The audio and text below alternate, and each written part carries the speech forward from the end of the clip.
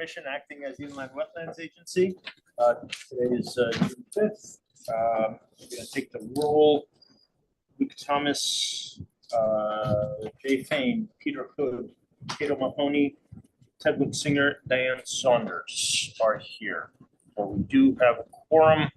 I will appoint Diane and Ted from alternates to full members for tonight's meeting. We have the approval of the draft meeting minutes, the Inland Wetlands Agency meeting of May 1st, 2024. Any comments or corrections from commissioners?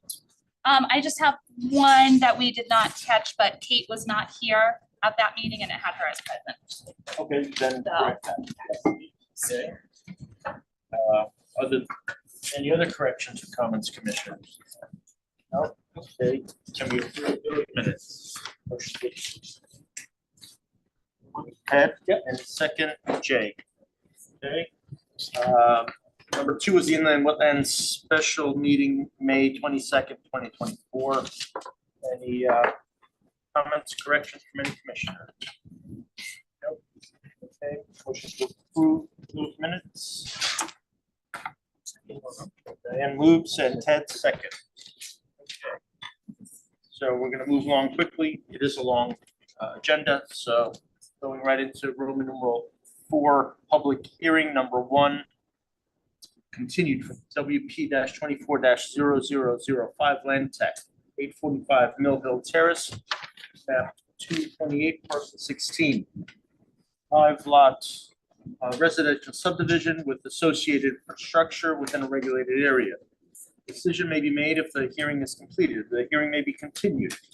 The original 35-day public hearing timeframe to complete the hearing ends May 8th, 2024. A 35-day time extension was provided by the applicant. The additional 30-day time extension may be provided by the applicant. However, there are no other regularly scheduled meetings within the timeframe. If the hearing is completed, the agency shall make a decision within 35 days. The staff recommends approval with conditions. And before you guys start, there's AC. It's going to be difficult for us. We got to keep a record. So I apologize in advance if I interrupt you to tell you to repeat it with a little bit more volume. Okay. Same thing with the commissioners. I've been advised that it's hard for them to transcribe later on. Okay. All right. Please. Hello. Hello, thank you, and I will talk loud so we ignore the AC. I'm Brian Carey, professional wetland scientist and director of environmental services at Land Tech. With me tonight is Andy Semoglides, principal and professional engineer, also with Land Tech. We're here to represent the applicant, which is Maplewood Senior Living. This application has been pending for a couple months. We've had some technical issues. I think the first night there was a storm and I was remoting in. So we did make some changes based on the last meeting we were at to basically add some additional information that was requested by some of the commissioners and staff. The plan you see in front of you is for 5-lot residential subdivision. Application as proposed is just for the division of the land and the construction of the road and associated stormwater drainage. Say that again. The application, Subdivision? it is for subdivision, but I'll get through that. So at this point, it's for a subdivision of the land. In future, we would come back for individual permits. It is for the 5-lot subdivision. Yes, 5-lot correct. subdivision road and all that. That is correct. Okay. Drainage. So what we were asked to do as part of the subdivision application was to show proposed residents and show that the drainage is feasible for each of the lots. But these will not be constructed under this permit application. The entire property is approximately 3 acres. The lots range in size between 25,500 square feet down to 20,443 square feet.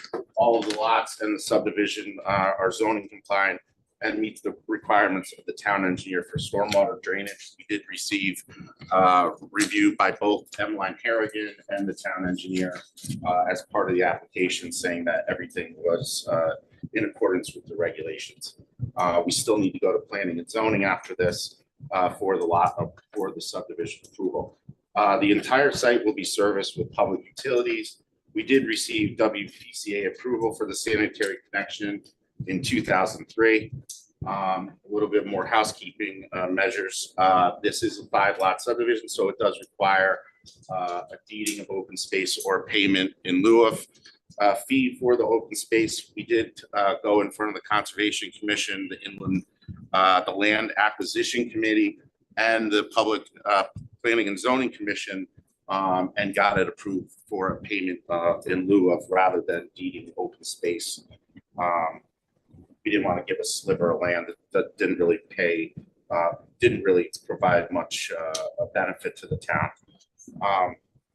Portions of lot 2, the only areas of the property that are in the regulated area are portions of lot 2, 3, 4, and 5. Lot 1 and the entire road drainage system, the road and the drainage system is outside the upland review area. The drainage for the proposed drainage for the road would be collected into an underground stormwater detention system that will be installed underneath the cul-de-sac. The stormwater associated with the proposed road meets the commission's requirement for the 10-year storm post-development peak rate to meet the 2-year storm pre-development peak rate. Stormwater system goes over the design criteria will basically outfeed to a level spreader that will be installed within a stormwater easement that will be filed on the land records, and the easement will be in favor of the town. There were some concerns based on previous meetings regarding the steepness of the slopes for lots 3 and 4 and the clearing of vegetation in this area. This Sherwood Mill Pond and the adjacent property is under a easement. We're just going to encumber the steep slope areas into conservation easement. So there will be no cutting of trees or changing of grades within the areas of the steep slopes on the site. At the request of the staff and commissioners, they asked us that we show individual feasibility for each of the development lots. Basically, we've designed Coltex systems for all the lots that handle all of the impervious area. All of the drainage systems being shown as proposed do meet the 10-to-2 requirement. That is part of the updated regulations. To the wetlands, there are no wetlands on site. The most recent inland wetland delineation was completed by Anthony Zemba of Land Tech, who is a registered soil scientist, in March of 2024. He confirmed the previous soil delineation that was completed in 2014. The only regulated, again, I said the only upland review area is basically associated with lots 2 through 5. The wetland area, there's a small shrub forested wetland area here, and then again, this is the outline of Sherwood Mill Pond, which is on the Maplewood property. You might remember when that was developed, they did redo the entire dam for the Sherwood Pond. So that's any water associated that would effectively go into Sherwood Mill Pond. There's no issue with the dam itself. We did do, as requested, we did do an inventory of all the trees on the property. The updated site plan shows what will be removed as part of the road, but also as part of individual lot development. Again, this individual lot development will come back in front of either the commission or staff for individual permits. Characteristic wetlands on site. Obviously, it's a forested property, but the dominant species were determined to be red maple and pin oak, most of the tree layer. And then in the shrub layer, we have mostly northern spice bush. And then in the herbaceous layer, there's some skunk cabbage in the wetlands. But this is mostly barberry and other kind of invasives. Based on the project and mitigation that we've put in with stormwater. We don't envision any long-term impacts to wetlands once the entire site is built out. Once it's stabilized, there will be no erosion or runoff. Again, there's no work being done directly in any wetlands. Short-term impacts will be mitigated through the use of standard erosion controls, which will be put in for the road and then for individual lot development. A standard condition is also that you require a third-party monitor who will inspect the erosion controls on a weekly schedule and provide reports. So that's basically it in a nutshell. Andy's here to, if you have questions regarding the stormwater, but I can for anything else. Thank you. Commissioners, any questions or comments? Yeah, I have a bunch. Okay. Unfortunately, we didn't really get to see this and talk about this in the last two meetings. And then I'm really just seeing this plan tonight for the first time with the developed lots. As you said, I think 4 of the 5 lots are in our upland review area. It looks like 3 of the lots could be developed without too much of a impact, but that lot 4, I have a real issue with that, Brian. The house, you have the first floor elevation, that's elevation 72. The rear yard there is at 52. It's 22 feet of elevation change between the first floor and the rear there. The house is not what I would consider a realistically sized house for this type of neighborhood. And additionally, you know, the people are going to want to have a yard.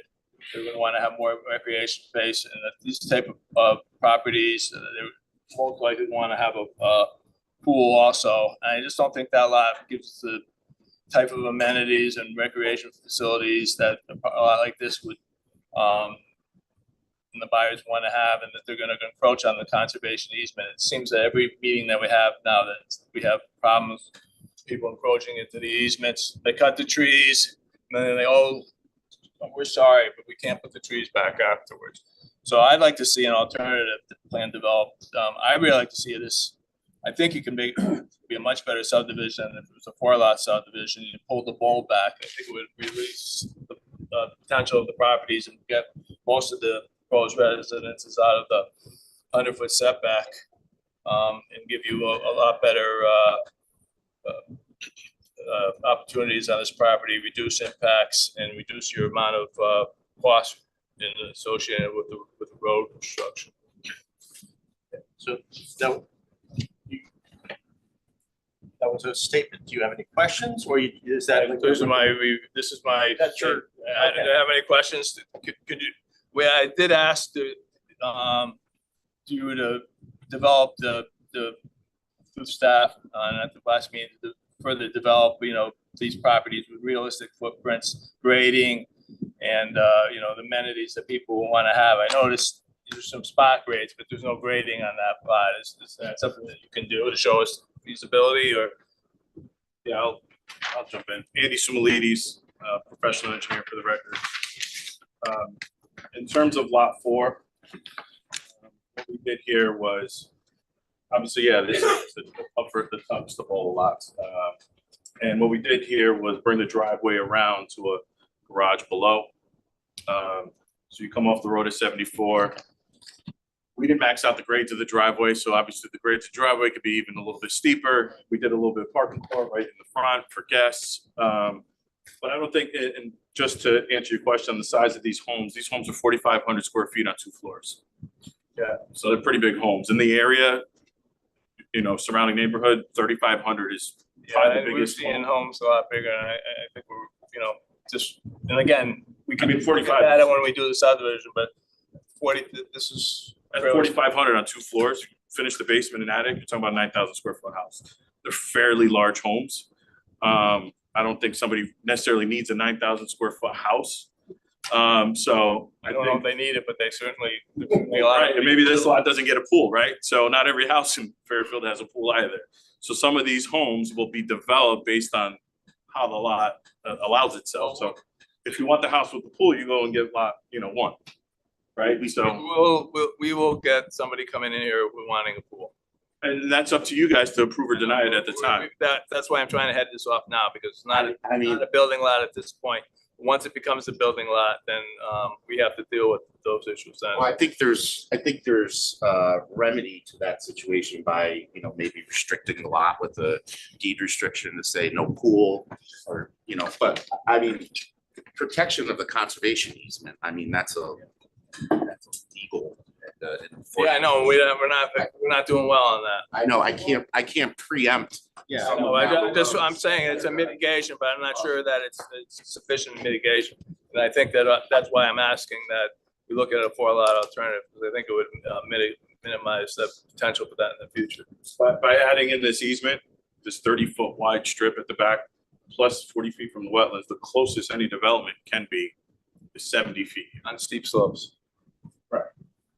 70 feet here is the closest you could be to any development on this land. So it's pretty restricted by adding in that. Fane, I do applaud your foresight, but unfortunately, we're also constrained into what, you know, the applicant has to bring something in front of us and either, you know, prove. Yeah, I understand. I just want to bring the points forward. Yeah, no, Making it overtly like, Rick isn't here, but we talk all the time about marking the easements. So we can definitely put placards on both. Yeah, he's gonna really be happy if he knows that.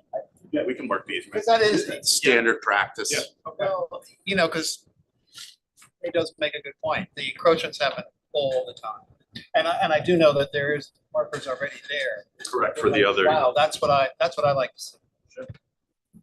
Generally, the best type of easement is a wall, and then 6x6 post set into that. Yeah. Are you comfortable with it? Would your client be comfortable with something along those lines to demarcate? Yes. Yeah. Okay. Commissioners, I think it would be really helpful to look at this property from a 3-dimensional perspective and really get a feel for what the steepness of the grade is going down to the pond that's next to it, because regardless of what retention systems you put in my mind, I see a house sliding down a hill in the next deluge of rain that we get. And you're losing the filtration of 50 trees that you're going to cut down in preparing the area for the building lot.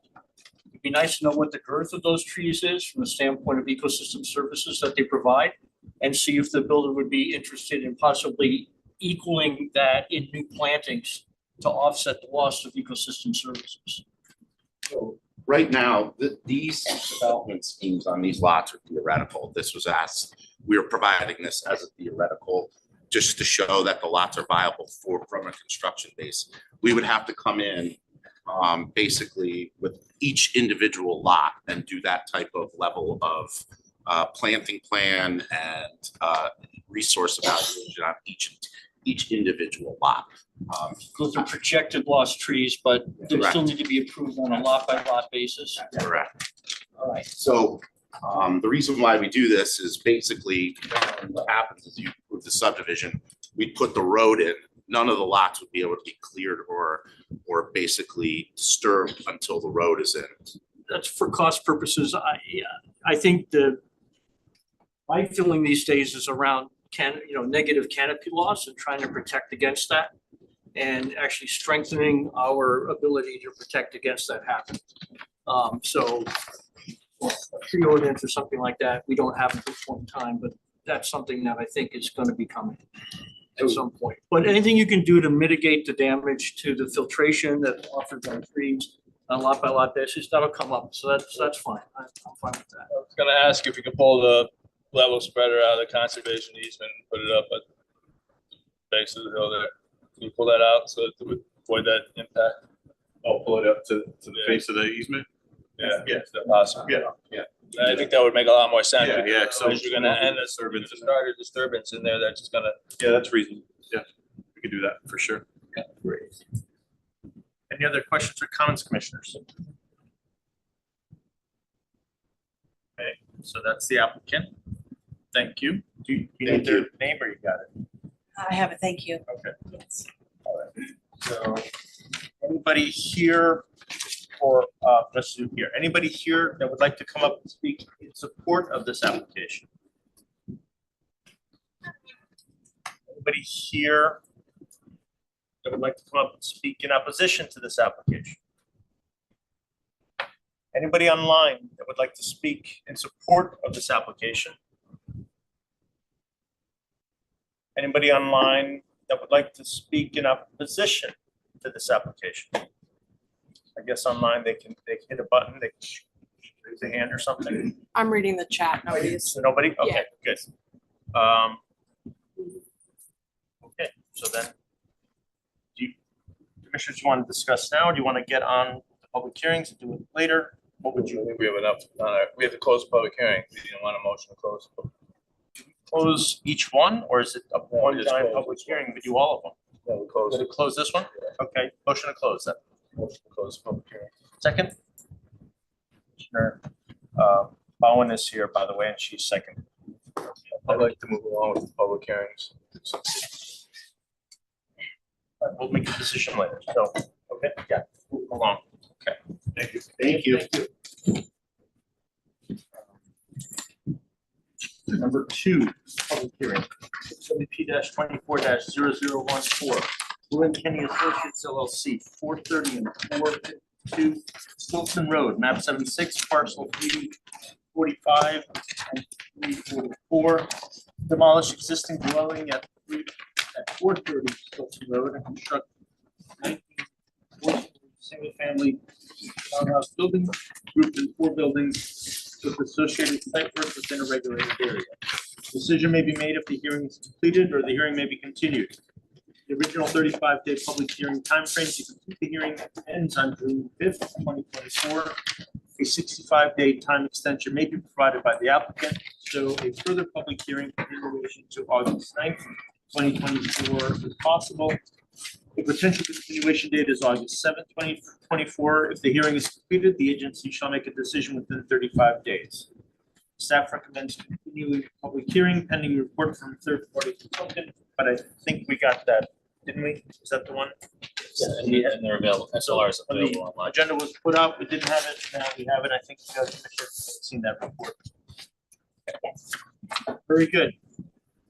Chairman, Council. Commissioners, good to see you tonight. Chris Russo with Russo and Rizzio LLC, offices at 10 Sasko Hill Road in Fairfield, here on behalf of the applicant. Have Bill Kenny here with us in person, and we have our engineer Larry Edwards and Ian online as well. Chair, so we were just in receipt of the comments today, so we're working through them in responding to them. So we have made some revisions. We didn't submit the revisions. To make it less paperwork for everybody. It makes sense for us to respond to her comments, and then we'll submit one submission with a revised submission. I did want to go through just a couple things though that we kind of preemptively did before receiving the comments. One thing to highlight, Chair, I think I'm quoting you directly on this. At the last hearing, you said, just get rid of that unit. And so we did. We got rid of that unit. We listened. So now it is the existing single-family dwelling and 18 units on top of it. So it's down to 19. So these are the new. Because we, like, something is here, we're not sure what it, even though it's a small patch, but we were kind of right that it was something that we identified. Okay, yeah, great. So we'll definitely look at it and respond to it. I know there were also some comments, Bill. I don't know if you want to go through some of the revisions we made as well. Very briefly, and sharing my screen here, but another comment that Commissioner Fain mentioned was looking for opportunities to do more extensive enhancement. So we are showing actually looking to expand the wetland in this area and excavating down in that area and creating a wetland in that area. When we clean out all the debris that's there and stockpiles that are there. So that's Meadow or? it'll be meadow. We're gonna have a meadow mix with saplings and trees. So over time it'll become a woodland. Forest, bird. Yes. So initially it's a meadow with saplings, but eventually a wood field.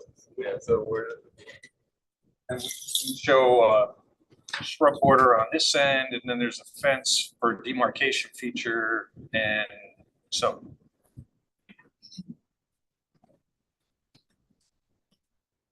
I think that's, because we just received those comments today. Yep, that's, we're getting into too much more at this point. Yeah, I know you have your agenda, so I don't know if to get more into detail to it. Obviously, if the commission has questions or comments I wanted to make a point of order, if I may, because I know there's a lot of people here in the audience here tonight. Can you just point out what our jurisdictional limit is on that map? the red line here, so there's a red line that goes over here. Here's the wetlands. Show it to the audience, please. I marked it on the It's on the screen. Oh, it's on the screen. So if you look at the screen, that's the red line that you see there on that plan is the jurisdiction. With the removal of those buildings or that building, everything else is out, right? It's Yeah, everything else is outside. Yeah, it looks like it splits what is now is unit 14 there. But the one that was fully within, That one's remaining. 15 is Yeah. already gone, okay, right? there was another one that was to the left of this, and that's been completely, that's been removed. So,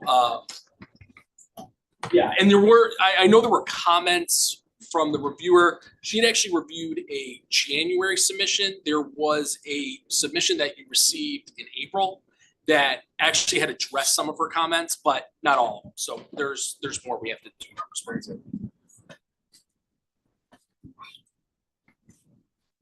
Is there any further questions or comments? You got rid of the garbage is no longer there. Yeah, well, yeah, we had fixed that before the last one, but yeah, there's no dumpster there. That's just a turnaround. What's the setback now from the wetland to that end of that unit? Well, it's gonna be just, I don't know if I have. So it is, it's for I don't the know, maybe our engineer. Probably 65? 65, 70 feet.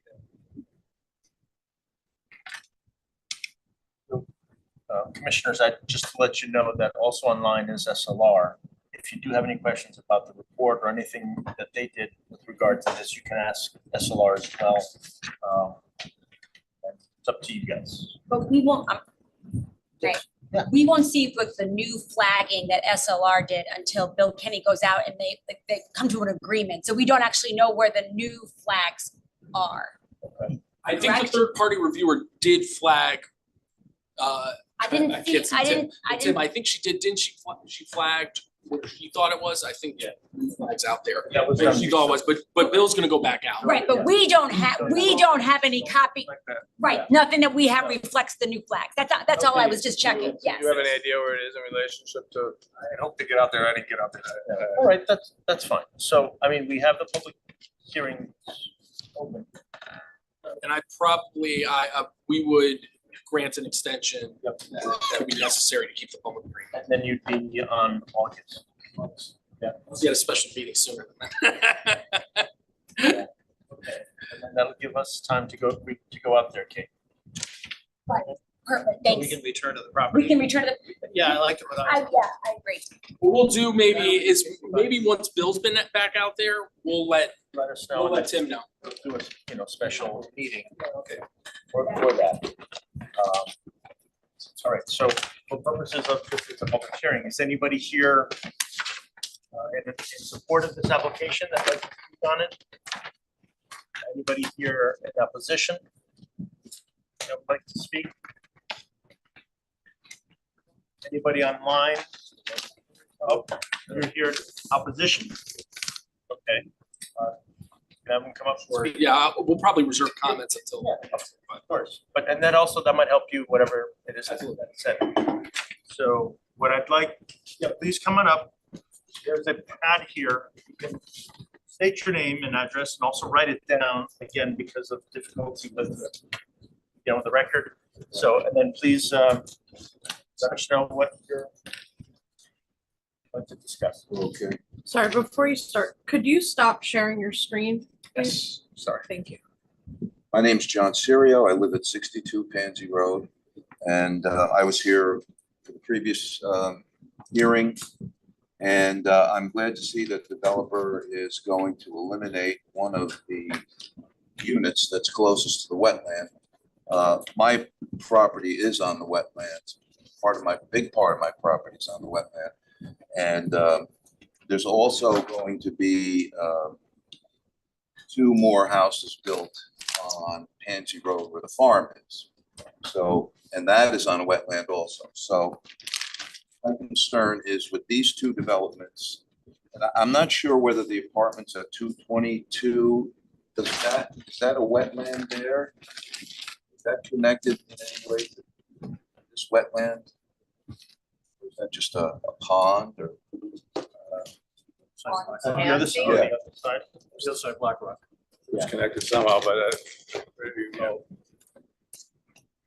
I'm just wondering, this is a wetland. I think overall, everything's one giant system, but it's not connected specifically. Oh, it's not, okay. Well, I just wonder about, and let's say in the wintertime when they have, there'll be a lot more impervious surface, blacktop, whatever, patios. So they're gonna have to clear the snow. Usually they use some kind of a snow melting, I don't know what kind of chemical they're gonna use or whatever. And then in the warmer months, you have fertilizers, weed killers, landscapers and such. And all the runoff from all of those chemicals and whatever, do we know for sure that they're not going to be seeping into the grass and seeping in eventually into the wetland and affecting?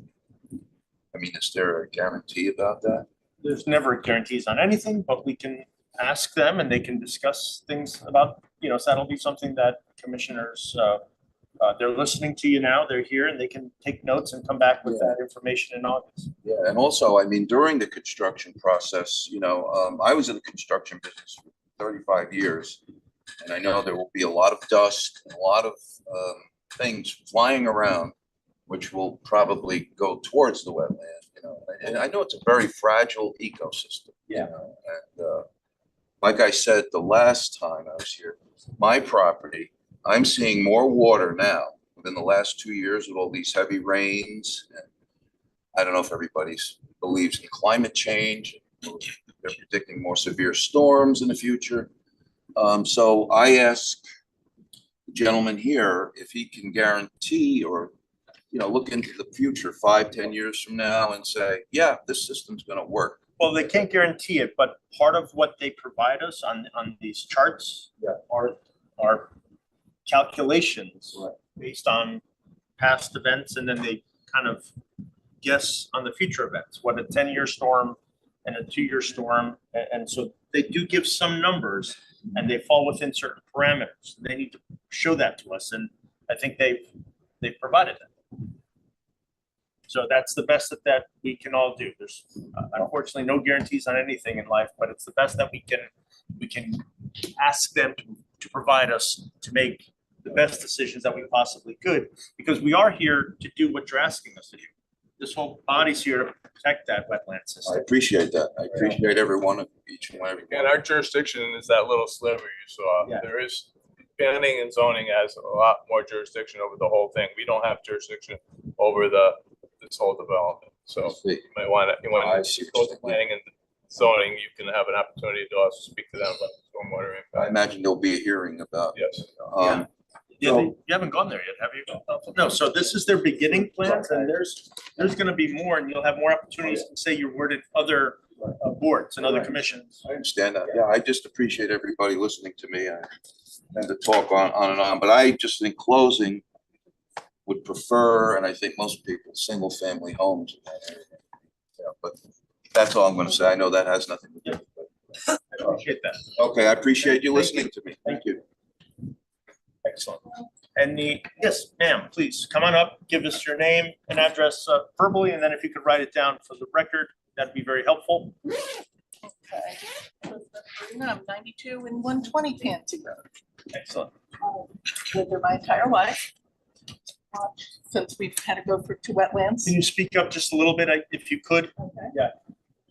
Lived at the west of 92 for my entire life. under wetlands. Understand the reasoning behind wetlands. Actually, under Public Act 490 for my property. I have 3 acres. I'm concerned just about coverage.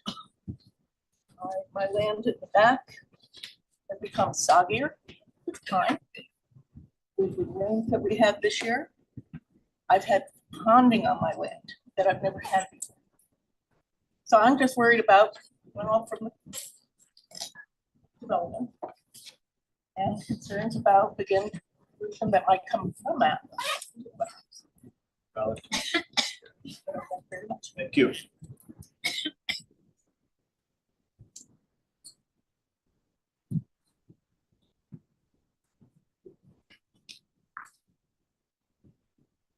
Thank you very much, ma'am. Yeah. Please, sure, come on up and state your name and your address for the record, and then please write it on that pad as well. Thank you. I'm Marion Sperry, 154 Pansy Road, and I also have 176. I did send a letter with 3 videos attached, and did you all get to see that? If you sent it and our staff I has just wanna it, make it's sure. part of the If record. not, I will have to read this, okay? Shall I read what I wrote? Is that the same thing you sent to us? Yes. Then we have it as part of the All right, record. perfect. It's, So, we all have it. We either read it or we're gonna read it before we make our all right, decision. wonderful. I'm just gonna Yeah, highlight a please. few things. Yeah. So the property in total is 7.5 acres, and it was part of the Poinelli family farm that was Pansy Road, 23 acres. And from 1917, when our grandparents purchased it. So my 2 lots are still in my ownership, and they are right behind Black Rock Turnpike, where the it's 2181, and I'm right back there where the water is. So I also want to say, this beautiful, important wetland, we all know, we all agree, has to be protected. And it's such a fragile natural resource. And I do appreciate all of your commitment, trying to find the balance for people that want to develop their properties, as well as protection of the property and of this beautiful wetland. So over the years, though, we have accepted so much water on Pansy Road in the back there on the property. I understand that last week or last month, you walked in the back there, and I don't know if you walked all the way up behind the shopping center where the giant pipe is that carries water onto the wetland. Well, over the years, it has really affected our property. Places that we used to play in, have picnics in, there's so much more skunk cabbage. You talked about it last month. It really has changed it. So I'm opposed to this. I don't know what your drain system is, but when I listened on the last meeting, it sounded like some of it would be dispersed in the wetlands. I'm saying that I don't want to see any more water go on the wetlands. And if you could watch the water that also is coming across from Stilson Road down to Pansy, and how it comes down Pansy and it actually floods and goes down my driveway and goes into the wetland. And fortunately, Scott Lehman, I think you pronounce his name, when they repaved the road last December, he helped with the apron, and I'm keeping my fingers crossed that doesn't happen. So there's a lot of water problems on Stilson and getting too much water over there. So I appreciate it, and I do thank you with all of this. Thank you. You should know that that is going All right, into the good. record, so it'll be something we look at. And you were at number 10? I'm at 154 Pansy and 176 next to it. Thank you. Thank I'd you. like to add something to the water problems on Pansy Road. I think we get the flavor of the water problem. Okay. So I mean, I'm not trying to be, we understand that the whole Pansy neighborhood seems Goes down my driveway too, to that. appreciate that. Anybody else that's here that would like to come up and speak on this application? I guess this is in opposition to it. If not, anybody online? Yeah, Anne Marie, oh. I'll just ask her to unmute, because she's recommended novel. Seems to have been some sort of question. Yeah, Hi, she, yes. Okay. Can you hear me? Anne Marie Petrie? I'm sorry, can you repeat that? Yes, Anne Marie Petrie, Okay, 1211. I'm at 1211 Stilson Road. wonderful, thank you. Hi. Hi, what do you got? What do I got? Well, I'm concerned with the amount of land covered by impervious surface versus impervious surface for this particular lot or subdivision. And I'm wondering if we could have some numbers around that, because when I look at the proposed survey online, it seems to me like almost the entire lot is covered by impervious surface. And I guess part two is, what are we doing as a town to continue to keep green spaces for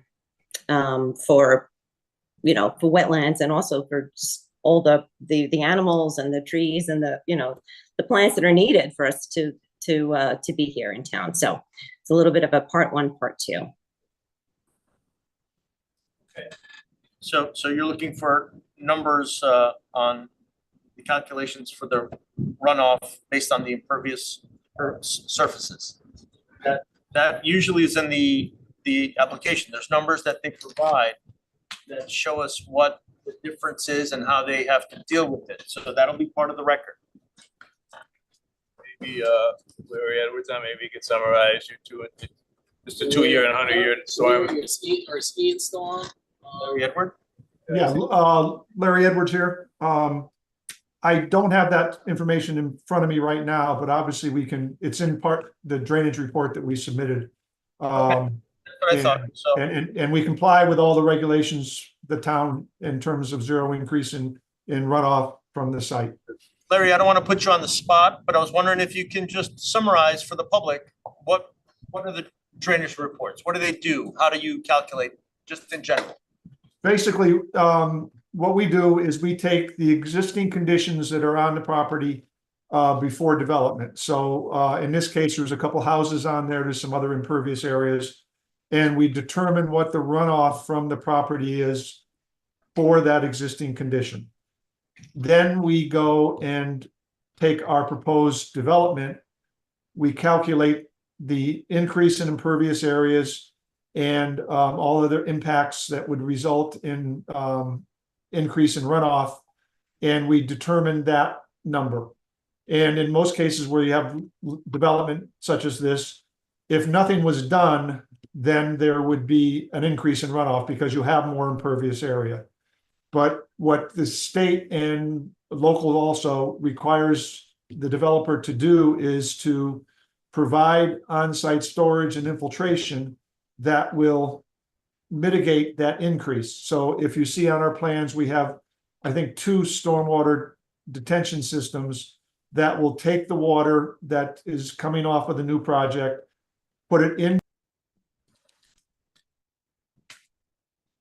Larry, you went on to mute again. Yeah, I think he accidentally hit mute. Okay, I'm sorry. When did I hit it?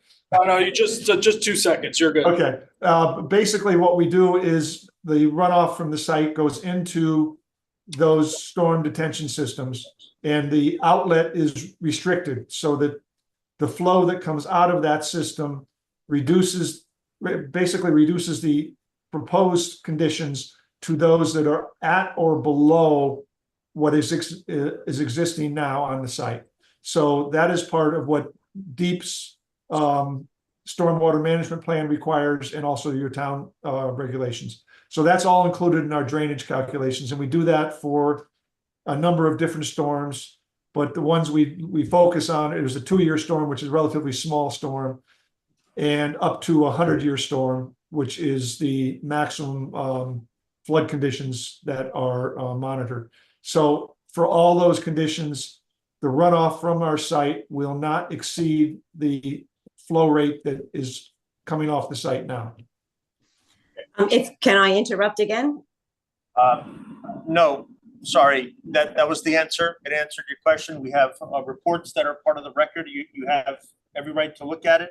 But you made us aware of, you know, what your concerns were. I really do have to move on.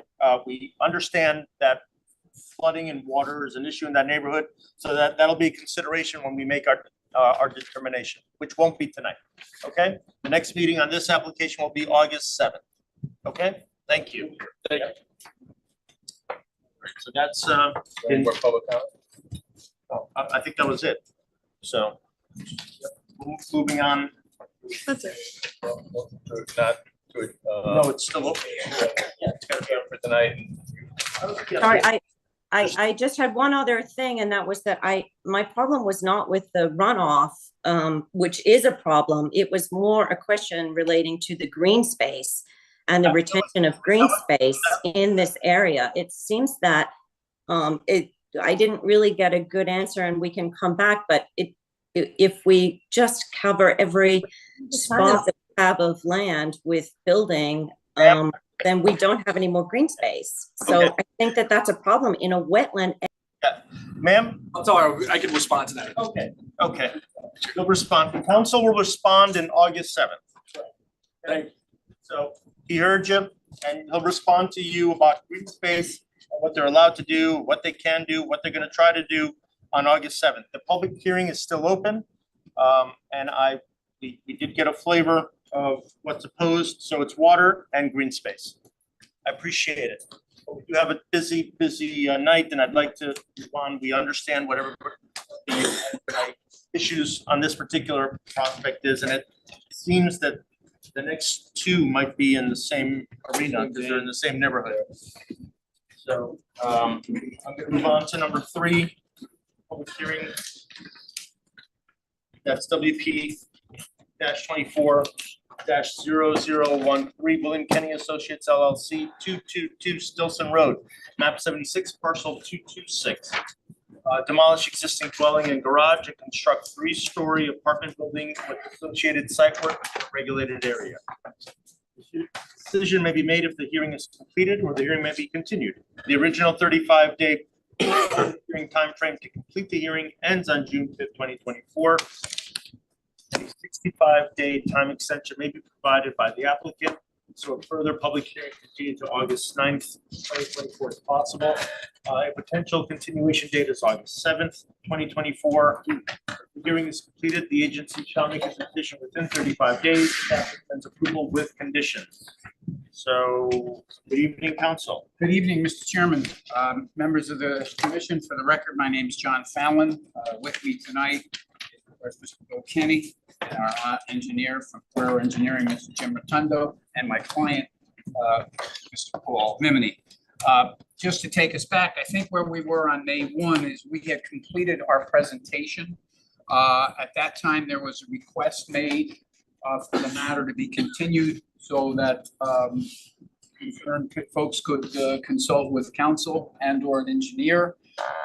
It was agreed and stipulated to that that any report or filing would be made by May 24th. That date was not made or honored. However, you did receive, I believe there was a report that was filed on May 28th. On that date, without really having an opportunity to review the report, I did send a letter to staff for the commission objecting to the late filing. But, you know, having looked at the submission and in the interest of the commission's time and in trying to move this matter forward, I would say let anyone who wants to speak to the application, speak to it tonight. That would include the comments made by the retained engineer. We are prepared in our final rebuttal to address point by point those allegations, and we can and will do so without the need to submit any revised plans or anything that would occasion the need to continue this hearing further. Having said that, I would defer to the chair in terms of whether they want to open it up for public comment, and we will just reserve our opportunity for a final summary and rebuttal. Very good, counsel. The applicant presentation is done. I'll open it up to those in favor. Those in favor of this application, this is for 222 Stilson Road. Please come up if you're here. Anybody online that's in favor of this application, please raise your hand or speak or whatever there. Nope. Okay. So then we'll do it.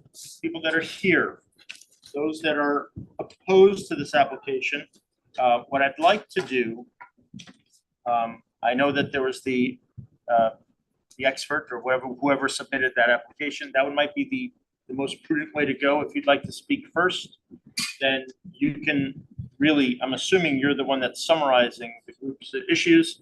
So if you can speak, then the commissioners could ask you questions. And then if anybody else wants to come and speak to oppose, we can do that afterwards. But if it's duplicative, I'm gonna kind of cut you off. We do have a long night. So please come up, Mr. Tricks. Yeah, thank you. So, and please give us your name and all that stuff. Okay. Good evening. For the record, my name is Stephen Trinkus. I'm a licensed professional engineer in the state of Connecticut. I've been licensed since 1988, and I practice in the field of land development. I have a lot of expertise in low impact development, which is a focus on water quality and runoff volumes, and that's the primary concerns with this application. We submitted a letter. I will summarize the main points of it. There's old test holes on the site that date back to 2011. And it's unknown who did the test holes, whether they're an engineer, a sanitarian, an excavator, but there's no test holes in the area of this underground detention system. So we have no idea what the soils are. And when you're putting underground detention systems in, you have to know what the soils are. And in this particular case, the applicant is claiming that water is going to infiltrate through the bottom of the system with no deep hole data to know what the depth to groundwater is and or bedrock. We also have no infiltration testing. The claims that this is going to infiltrate at 3 inches per hour are based on nothing. You have no facts to support that. And that's a key driver with any of these underground detention systems. You have to have soil data to know that the system is going to work or not. That's the bottom line. Additionally, the town staff engineering requested that this oil grit separator be swapped out for a hydrodynamic separator. That has not yet been reflected on the plan. So the configuration of that is kind of up in the air. The current system is what's called online, where all the water from the catch basins goes into the separator and then goes to the underground detention system.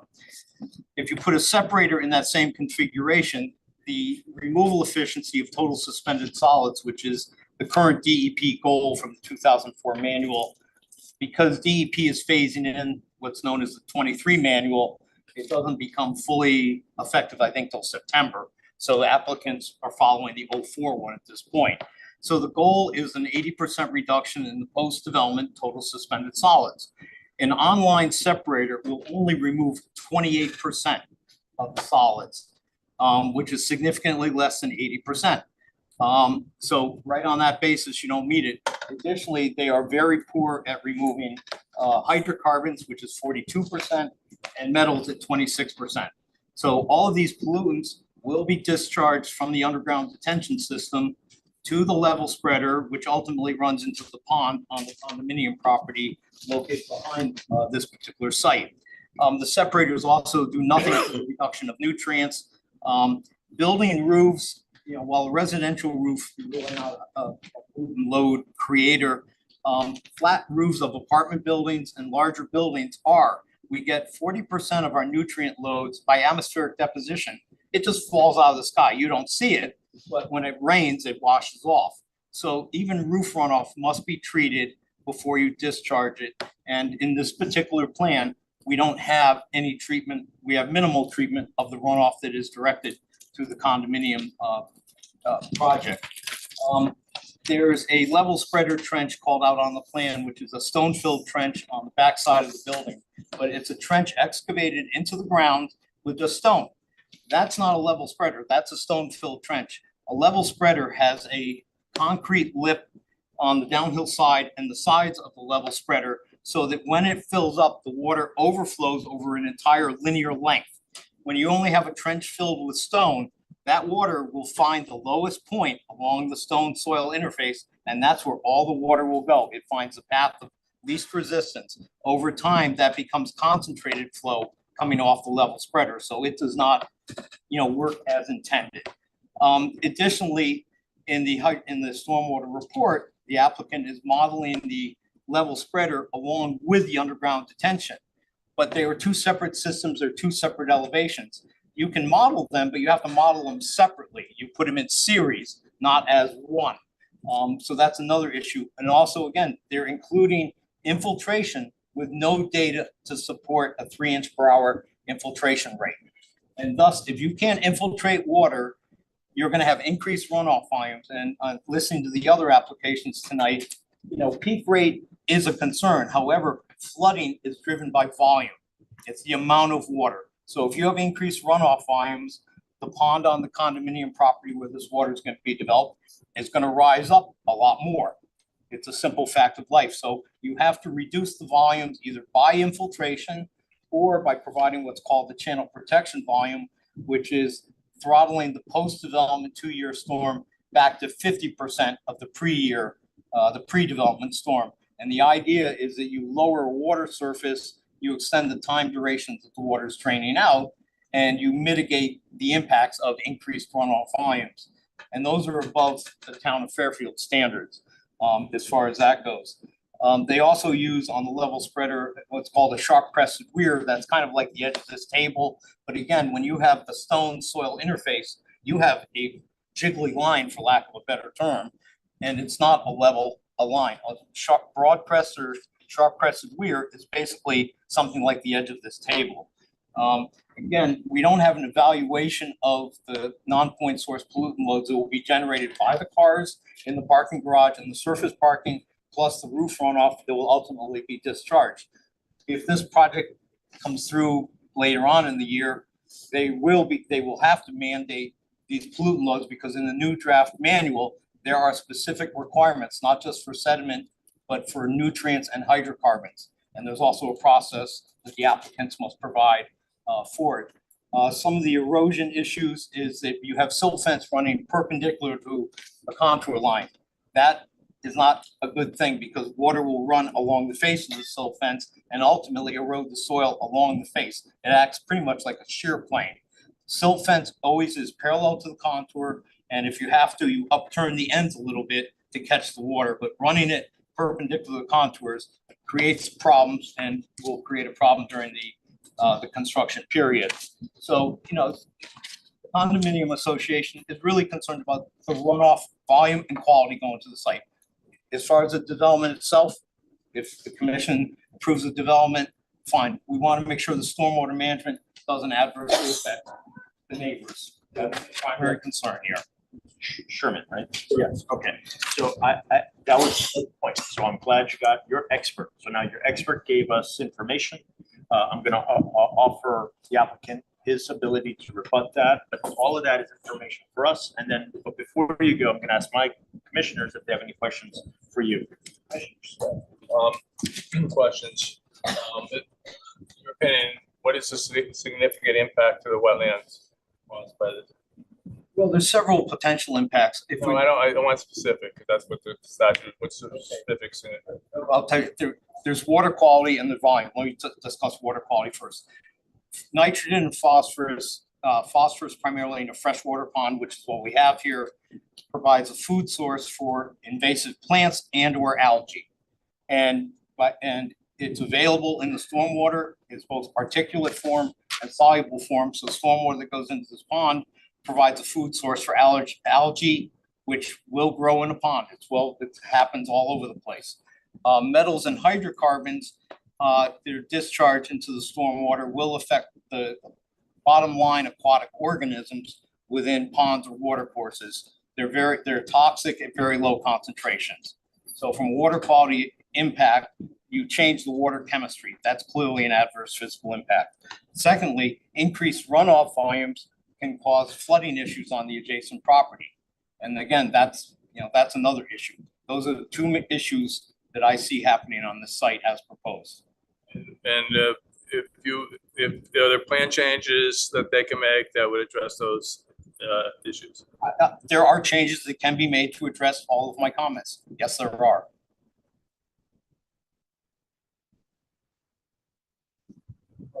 Commissioners, any other questions that you might have of the folks that are here in opposition to it, but they give us their information, and thank you for doing that. So for folks that are here in opposition, if you have anything further that's technical like this, that would be helpful. If it's simply that there's gonna be water going in there, you're not sure what the water's gonna be, we understand that, we've heard it. I'd like to move on, but I'm not gonna stop you from testifying or giving us your information. If it's something new, if it's something different than the topics that were touched upon or by Mr. Trinkus. So anybody else here that would like to speak in opposition to this with new information that wasn't brought up by Mr. Trinkus? Just curious, Commissioner, if council would help us in this matter, submit you a letter that we got from someone who's not an environmental scientist, but wrote a letter concerning the wildlife and the fish life in the pond. Yeah, if it was submitted, then it's part of our record. We will I review. just want to make sure it's in the record. And that becomes, once it's in, it's part of our record, and we're pretty good, I have to say. And we all read it and we make our decisions. That wouldn't be anything specific, that's No, all. that's okay.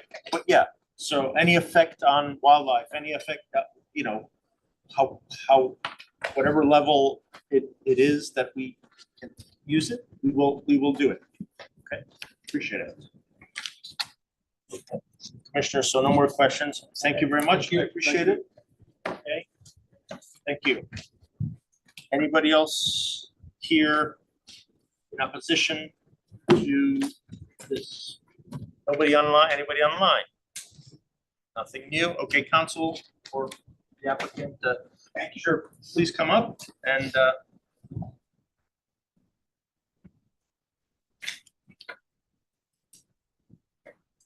So when we received the letter on the 28th, we did review it, obviously, Mr.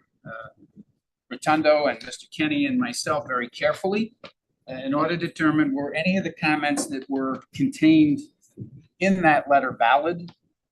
Did any of those comments warrant revisions to the plans as previously approved by your town engineer? In that regard, I would point out, as the staff does on page 4 and 5 of their report, that there were some recommendations made by the town engineer relative to items that I discussed at the hearing on May 1st. And I would just want the record to indicate that we said that we would certainly abide by all those conditions, and that in fact those conditions certainly could be made conditions of approval, which would require subsequent review, obviously, by the town engineer. But after looking at this and determining in a good faith manner whether or not any of the comments made by Mr. Trinkus were in fact valid, contradicting the ultimate findings of the town engineer and your staff, we reached the conclusion that the answer to that was absolutely no. The comments, as we'll detail momentarily, are based upon either one or two factors.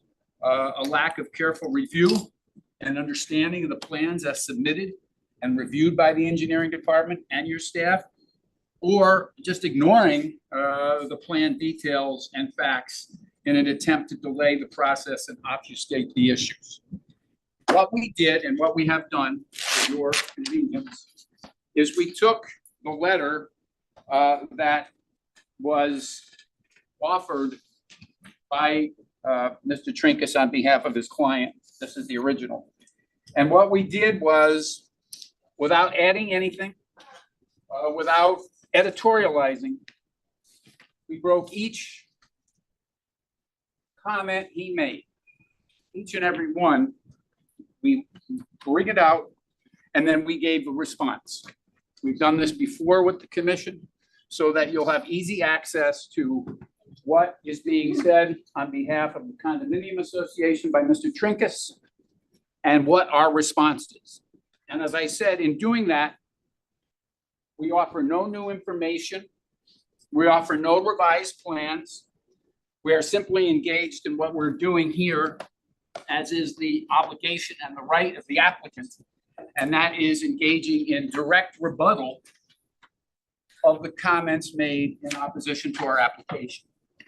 Now, in the interest of the commission's time, I'm not going to have Mr. Rotundo read you each and every one of these. But what I will have him do, similar to what Mr. Trinkus did, is provide a summary of our response that will address all of the salient factors, including the ones that were primarily emphasized by Mr. Trinkus moments ago, involving matters in terms of water volume and water quality. So, Mr. Rotundo, if you will. Thank you. Good evening. My name is Jim Rotundo. I'm a licensed professional engineer with Career Engineering LLC. We have offices in Shelton. As you're aware and was introduced by Attorney Fallon at the initial hearing, the regulated water body that's associated with our project is a stormwater pond, a man-made stormwater pond located on the Oaks. It receives runoff from the Oaks. The Oaks is approximately 7 acres in size, consists of 12 multifamily buildings and approximately 1,400 linear feet of paved on-site roadway, as well as driveways to each building. The existing stormwater pond is located at the low point of the site, adjacent to our parcel, and it receives storm drainage directly from the Oaks development. Our system is based on infiltration. As far as the soil testing goes, we did use existing soil tests. These were performed by the Huntington Company, a consulting engineer and land surveying firm back in 2011, which was part of the previously approved plan. Speak up. I think they're having difficulty hearing in the back. Yeah. Right. So, okay. As part of the previous 2011 plan. There were four test holes that were excavated.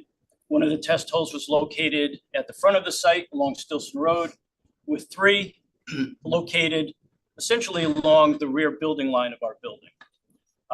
All of them were excavated to approximately 7 feet. All of the soils were pretty consistent in each of the holes. There was no indication of ledge, no indication of groundwater, no indication of modeling or seasonal high groundwater. We did do percolation tests in March of 2024. Those were used as the basis of our calculations. Those are acceptable to the town of Fairfield with a factor of safety, which was an engineering comment, which we will comply with.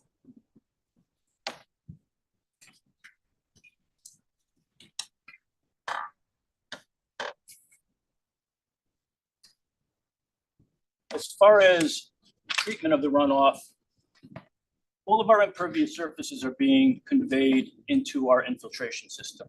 Now that's a 2-part system. We have retained concrete storm structures under the building and what we were calling a level spreader, but Mr. Trinkus is correct. It is a stone infiltration trench, which will overflow, thus creating that level spreader effect. To kind of jump ahead on something he touched there, we are in agreement that we are, and you'll see it in our response letter, that a concrete lip will be installed along the edge of that level spreader. This way we'll maintain that level flow over the top. That will be level. It will be checked as an as-built condition to make sure that it complies with whatever our elevation. I just want to be clear. So I guess in anticipation of seeing his report, you're saying now that instead of the stone trench, you're going to somehow retrofit it or make it to be a level spreader? Well, it'll be a stone trench, but right now it was just the edge of the trench where the water would overflow from there. Any discharge is just earth right now. Okay. Which there may be areas which may erode and kind of create a point discharge rather than our level spreading. So as part of the details, we will provide a level or a concrete lip along that edge so we can maintain that level. So as I was saying, all of our impervious surfaces run through the infiltration system. As far as removal of pollutants from that water, our water quality volume is all contained within the retainer system. So any pollutants which wash off in that first flush in the water quality volume and will be retained in the retainage system. Those will not leave the drainage system, the stormwater management system. We're looking at, as far as the modeling of the system goes, we are going to separate that level spreader out. Right now, the storage is part of the retainage system, but we are going to put that in series. There's a connection pipe between the retainage system and that infiltration trench stone infiltration system. So the water quality volume will be captured within the retainage system. Water raises, goes through the pipe and into the infiltration system. As shown on the plan. Correct. Is it these metals or these things that are in there, they sink and then the water's up and it flows out? Is that? That's correct. They're captured and retained and infiltrated, treated within soils. Okay. Prior to water doesn't leave as surface water. Through the ground, filters. Jim discusses this, but one of the things, just for context, that I should have mentioned that I think is worth context is, as we discussed at the original hearing, under the 2010 permit, 2010-1109, and as discussed by staff at page 2 of their staff report of April 24, this parcel that is the subject of this application was in fact part of the original Oaks proposal that was approved under Inland Wetlands Permit 2010-1109. And this parcel was approved for 3 additional structures, which for whatever reason I'm not privy to, never got built. The point being that the pond here, which seems to be the focus of the folks in the condominium, this was originally a man-made detention pond to cover the development that was proposed, not only on the existing Oaks property, but on the parcel that's in front of you today. And because things have changed and technologies and sensitivities and whatever you want to call it have greatly improved over the last 14 years, there was little by way of water quality provision made for that man-made detention pond, whereas with this application, that is being addressed very significantly. So rather than this having some negative impact on this pond, which was originally part of the development that included this property, we're going to have a very positive impact. But I'll defer that, and I apologize for interrupting you. Yeah, please continue. So our infiltration system will take care of both water quality with our water quality volume retained on the site. It also mitigates any increase in runoff from the site from impervious surfaces. That is all captured within our system. There is an overflow pipe for the retainage structure for the higher storm frequencies. And also we have outflow from our level spreader infiltration trench. Now, any discharge from this system will run through prior to leaving our property and entering that pond. There's approximately a 35 to 70 foot vegetative buffer between the outlets of our system and the property line before crossing and going into the pond. So that's an added treatment for any discharge which leaves our system.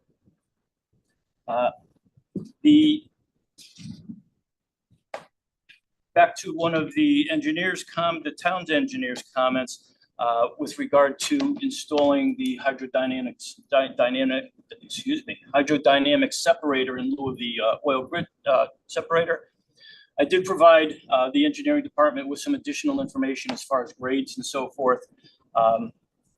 The driveway apron does increase in slope prior to sloping down to the trench drain, which is right at the building line, to intercept any runoff from that small parking area from going into the sanitary sewer system.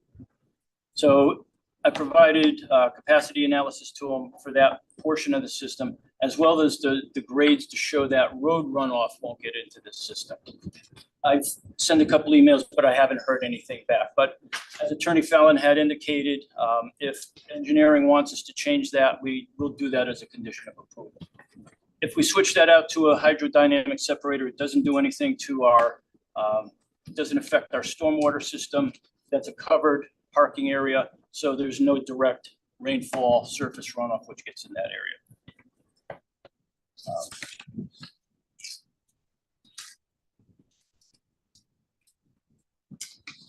So I guess in general, from our stormwater system,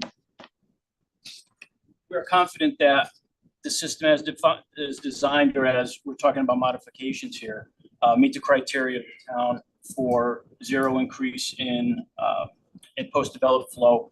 We meet the commission's requirement for reducing the 10-year developed to 2-year development.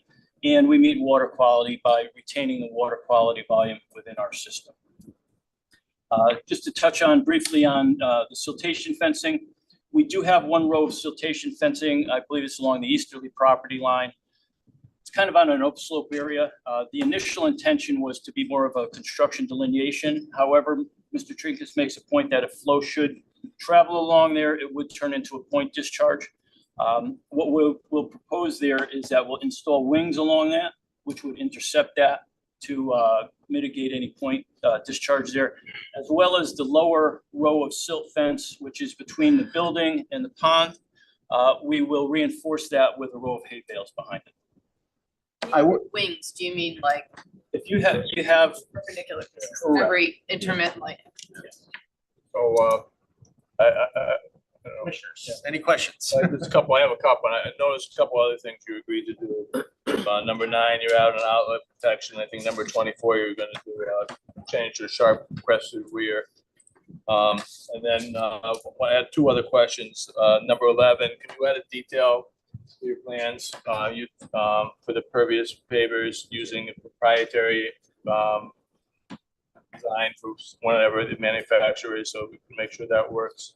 And then I prefer, I hate hay bales, so add organic matter and a low potential load to pond. So can you substitute like a wire fence for something, reinforcement instead of hay bales?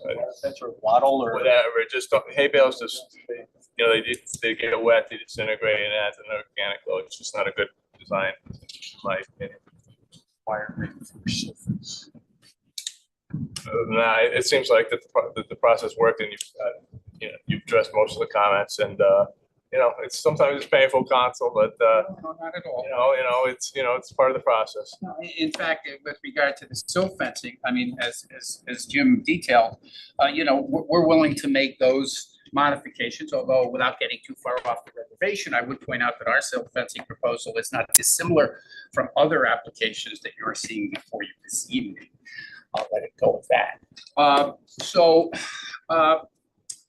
I think Commissioner Fain said it well.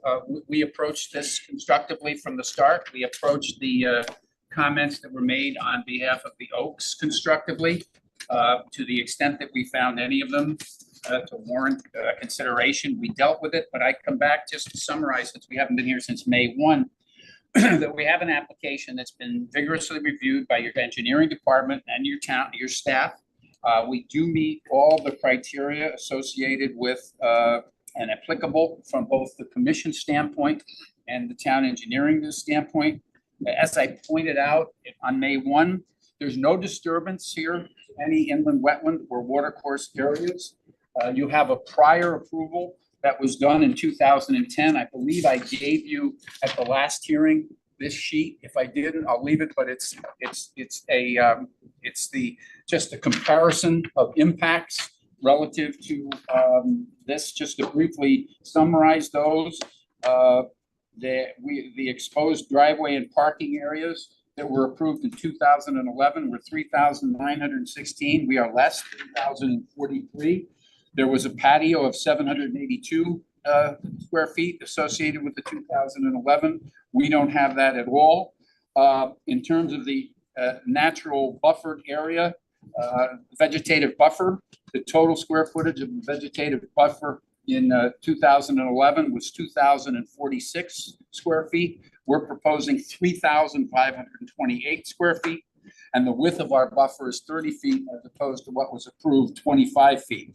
So the bottom line is, the minimum distance from stormwater infiltration structure to the wetlands and watercourses in the 2010 approval was 38 feet or 89 feet. So what we have is an application that is less impacted relative to this property than 2010 approval. As I pointed out also a moment ago, we are comfortable that we have dealt with all of the aspects of the town engineer's request. I've already stipulated for the record, those can be made conditions of approval.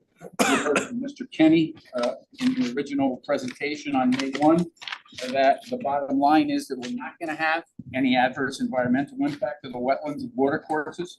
And we're going to in fact enhance and protect the wetlands and that water pond, man-made pond, in a manner superior to the 2010 approval of which this parcel was a part. So we appreciate your attention, your patience. We hope you'll find the application worthy. It too has to go to planning and zoning, subject to your approval, so that if there needs to be a fuller discussion from the standpoint of neighbor interest with regard to these or any other issues, we'll look forward to doing that in the proper jurisdiction. Thank you so much. Thank you. Thank you, Council. I do have one quick question. Yes, ma'am. One of the concerns from the Oaks is that feel that they are experiencing increased flooding in the last 2 to 3 years. So those deep test holes were from 2011. And a lot of this has to do with the infiltration system. Would you be willing to redo those test holes to reassure them that this infiltration system with the new test holes would be correct? I mean, anything that we could do to make the commission totally supportive and comfortable and make our neighbors comfortable, if that's the consensus of the commission. I mean, our feeling was, as articulated in Mr. Rotundo's response, that the utilization of that test hole information was appropriate here because there has not been any site disturbance or And I activity. completely understand. We I'm weren't just saying, trying to skirt or short circuit. and I'm not saying that it's even necessary. I'm just saying, I think that what they're looking, from what I can hear from the public comment, is that they're concerned about how these systems are going to work, and they're looking at a 2011 number. So if you could assure them that these numbers are correct and that the system will work as functioned, I think that that might help. Well, I think the figures are correct. Almost asking, is there reason to mistrust them? Well, I'm not saying mistrust them, but things have changed, just like, I mean, wetland delineations change, things change. We can just, Typically, health departments, you only have a time limit on deep hole testing, 5 to 10 years. So I don't think it's unreasonable. you don't think, yeah, I just felt like it's over 10 years. I kind of felt like things change. Well, and it's belt and suspenders that would reassure your neighbors. I think they would feel better about it. Hear you loud and clear. The question is, how would we want to handle that procedurally? I'll let the chair speak to that before I give you my. It's something where how quickly can those be done?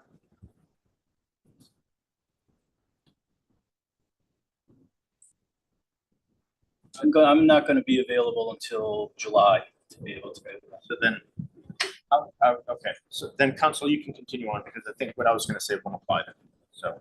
Yeah, I mean, my hope would be that, and I think we've done this in other contexts, that you might make it a condition of approval that we would submit the revised data for review by staff and by the commission to ensure that, you know, the data is consistent with the data you have. I think that would provide us and the commission an opportunity to allow the matter to move forward, and at the same time do address the concerns and or I won't say the concerns, but the suggestion raised by staff. I think we've done things like that in the past. I remember. So are you saying I would be able to close the public hearing? We have the 35 days, but that's still fine, because it's. Be able to do it within do it as a condition of approval. So that they would have, that time would be, they would have to do it before they start construction, or. And then if the numbers come back wrong, you're just Then not. they'd have to come approved, you back. gotta come back. Oh, okay, all right, I'm comfortable with that. Right, but what are you gonna do? You're gonna go back to the recorded locations and just redo them in the same place, or? And that's our quote unquote risk, insofar as if the numbers come back substantially different, and it's a condition of approval that will do the soil, the test pits, and that the results will be consistent with the 2011 data, then I gotta deal with that. But I'd rather deal with it on that basis, especially Yeah, that's great. since you're not gonna be here in July. That would be great. I think that's a pretty fair. Yeah, I offer agree here with we that. have. All right, so. I have a question. Yeah, sure, Yeah, please. so Tim, has, our engineering department reviewed a letter from Mr. Trinkus? I believe they haven't. I'm not sure that they've responded. Well, it just seems like there are some issues that have been brought up. People disagree with some of them.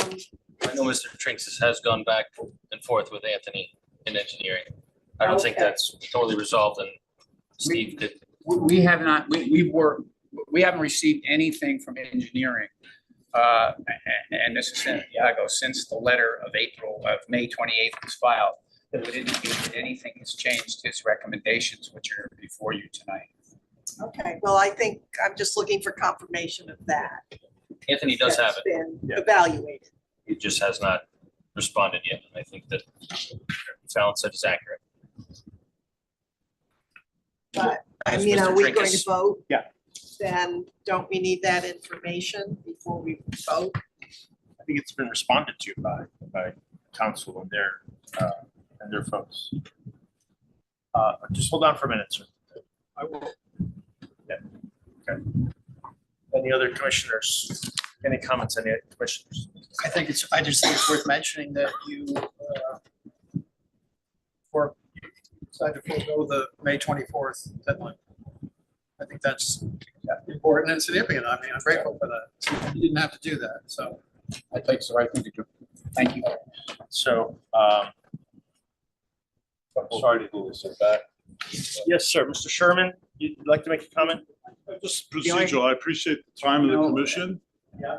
I close hearing. We're Give gonna- the attorney will give me the same Before codes I Mr. get. Sherman speaks, we have a long process here, or should I say precedent. So, Since the applicant bears the burden of an application, he should have the last word by way of a rebuttal. I resent Mr. Sherman trying to come in and step on that right. He'll have a right to rebut, but we've not had no right to rebut. You did. I'm sorry. So I'll make it clear. You came in at the last meeting. No, now I'm going to speak now. You came at the last meeting, you said you had no time to do anything. We continued it. You had an expert. That expert gave us information and he gave council information and their experts information. They even went to the engineering department with that report, and the engineering department, it's understood that the engineering department has reviewed it. We still have to make a decision on our end. And because the applicant has presented his information and rebutted yours, it's his. This will not be an engineering response. I object to any further comments by Mr. Sherman. So at this point, Sherman, for your privilege, Mr. I apologize, but I resent. I apologize. We have a procedure here that we all rely on, and I don't think it should. The applicant had this, your information was presented and it's been. It's about a procedure. We're defenseless because basically we're coming in as late I'd ask that people, we close the being hearing. defended. Motion to close the hearing. Anybody?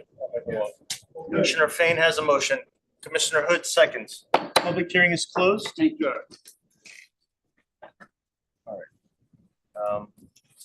Vote on it now, I think. We'll discuss it.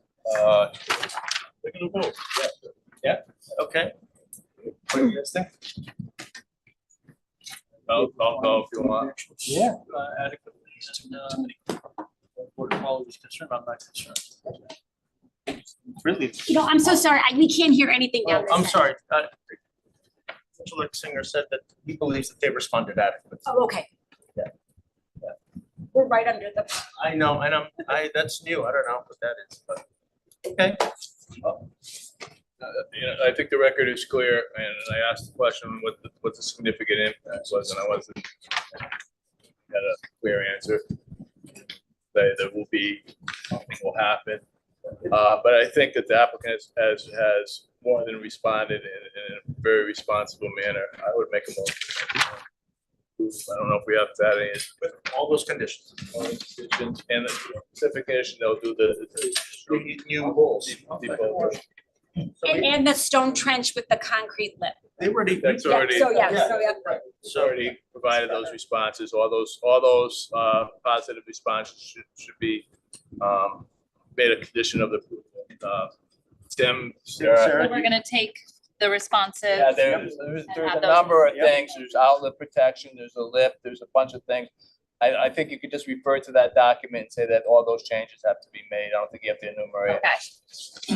So more of a summary. I think they even mentioned if engineering has any tweaks, they'll agree to that as well. Right, and I also So, just I mean- want to say that it is an improvement over the, what, 2000, whatever, it was the approval. They have addressed the water quality concerns. There are no on-site wetlands. I think the record is pretty clear here. So we have a motion for all of that. You guys good with that? And it's been seconded by Commissioner Hood. Yes. Did you understand the motion? All in favor of the motion? Okay, motion carries. Can I make a comment? Sure. My comment is that I'm not sure of the relevance of the 2010 approval.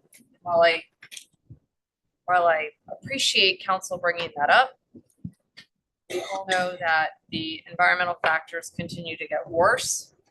And it is my hope that this commission continues to put more pressure and greater pressure on developers and their subs to protect wetlands and to, yeah, right? So while I appreciate you bringing that up, Attorney Fallon, I don't really see that as relevant.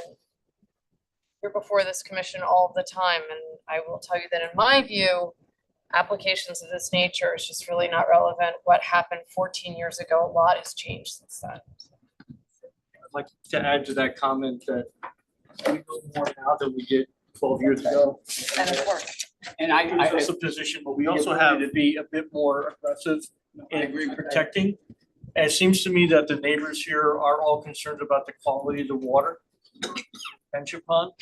One suggestion might be go organic in your lawn care and eliminate the source of a lot of the pollutants that end up in the water, and regardless of runoff, that would help to mitigate some of the impact on the water. But commissioners, it's also clear that council and his clients have really done everything Agreed. that you're asking Agreed. them to do. So, Agreed. it's a little bit, we've had some people in front of us who just didn't want to do anything that. No, agreed. So, okay, Yeah, absolutely. The deadline is important. I keep harping on that. I'm really in that deadline. So I think that was gracious and I recognize. Very good. Thank you, council. Thank you very much. Okay, so let's move on. Now it's number 4. WP 24-0037. William Kenny Associates LLC, 220 Pansy Road, map 123, parcel 81. Demolition of existing subdivide property to 3 lots and construct 2 new single-family dwellings with a driveway and a stormwater detention system on 2 lots within a regulated area. Decision may be made if the hearing is completed, or the hearing may be continued. The original 35-day public hearing timeframe to complete the hearing ends June 5th, 2024. A 65-day time extension may be provided by the applicant for further public hearing continuation to September 10th, 2024 if possible.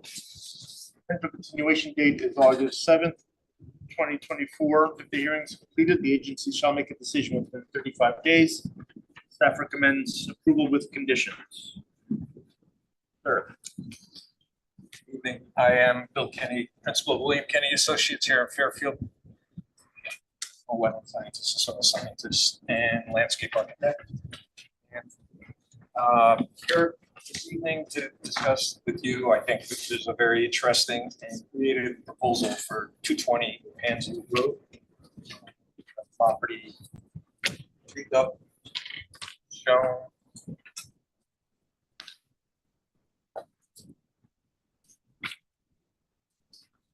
I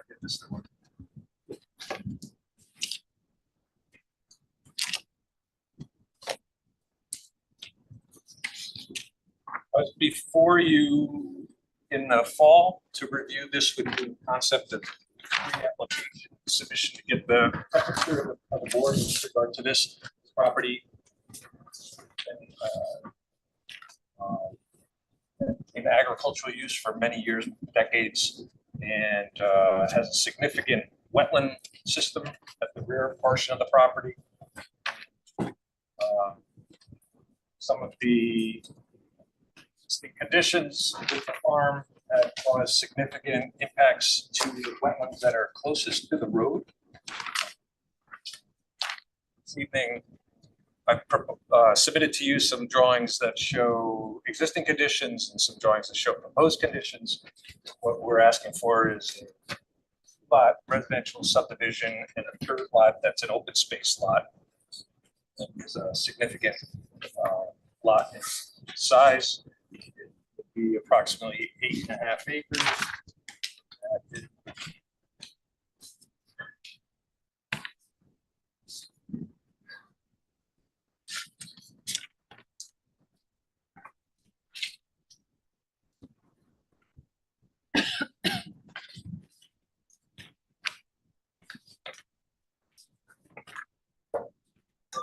This is an image, an aerial image of the showing recent conditions of the property. Pansy Road is to the left, which is to the west of the property. There's an existing house in the southern portion of the lot. This image just shows the western portion of this lot. You can see there's a residence with a driveway. The northern portion of this lot, adjacent to Pansy Road, is a barn with many out structures. We provided you with photos and numbers on this aerial photo to show where the photos were taken. Start in the top left, number one.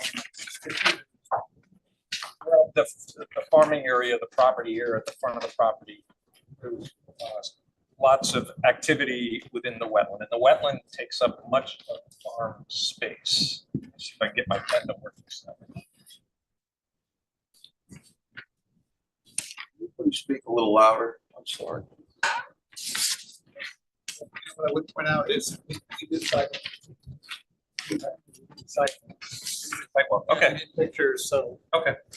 So for the record, you have these that show, and lots of areas of the wetland that have bare soils with farm animals on them, and a very small farm pond for a water source for the animals.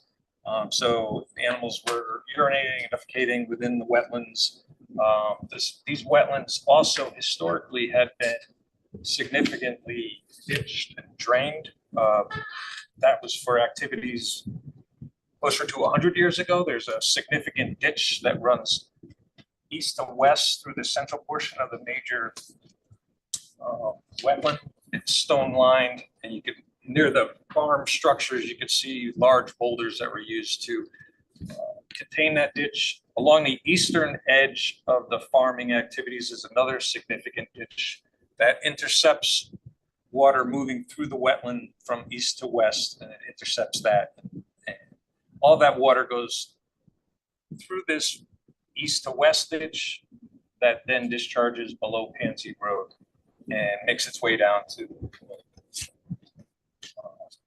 So there is a small area of, there's upland along near the road. You have a patch of upland at the northern end of the lot, and then you have a patch of wetland, then you have another patch of upland where the barn is, then you have another patch of wetland, and lastly, you have a final patch of upland. What we propose to you is that rather than having all this intermingling of uses, conservation areas or wetland areas intermixed with the activity, let's take wetlands and have them in one area and have the residential use in the other. So the proposal is to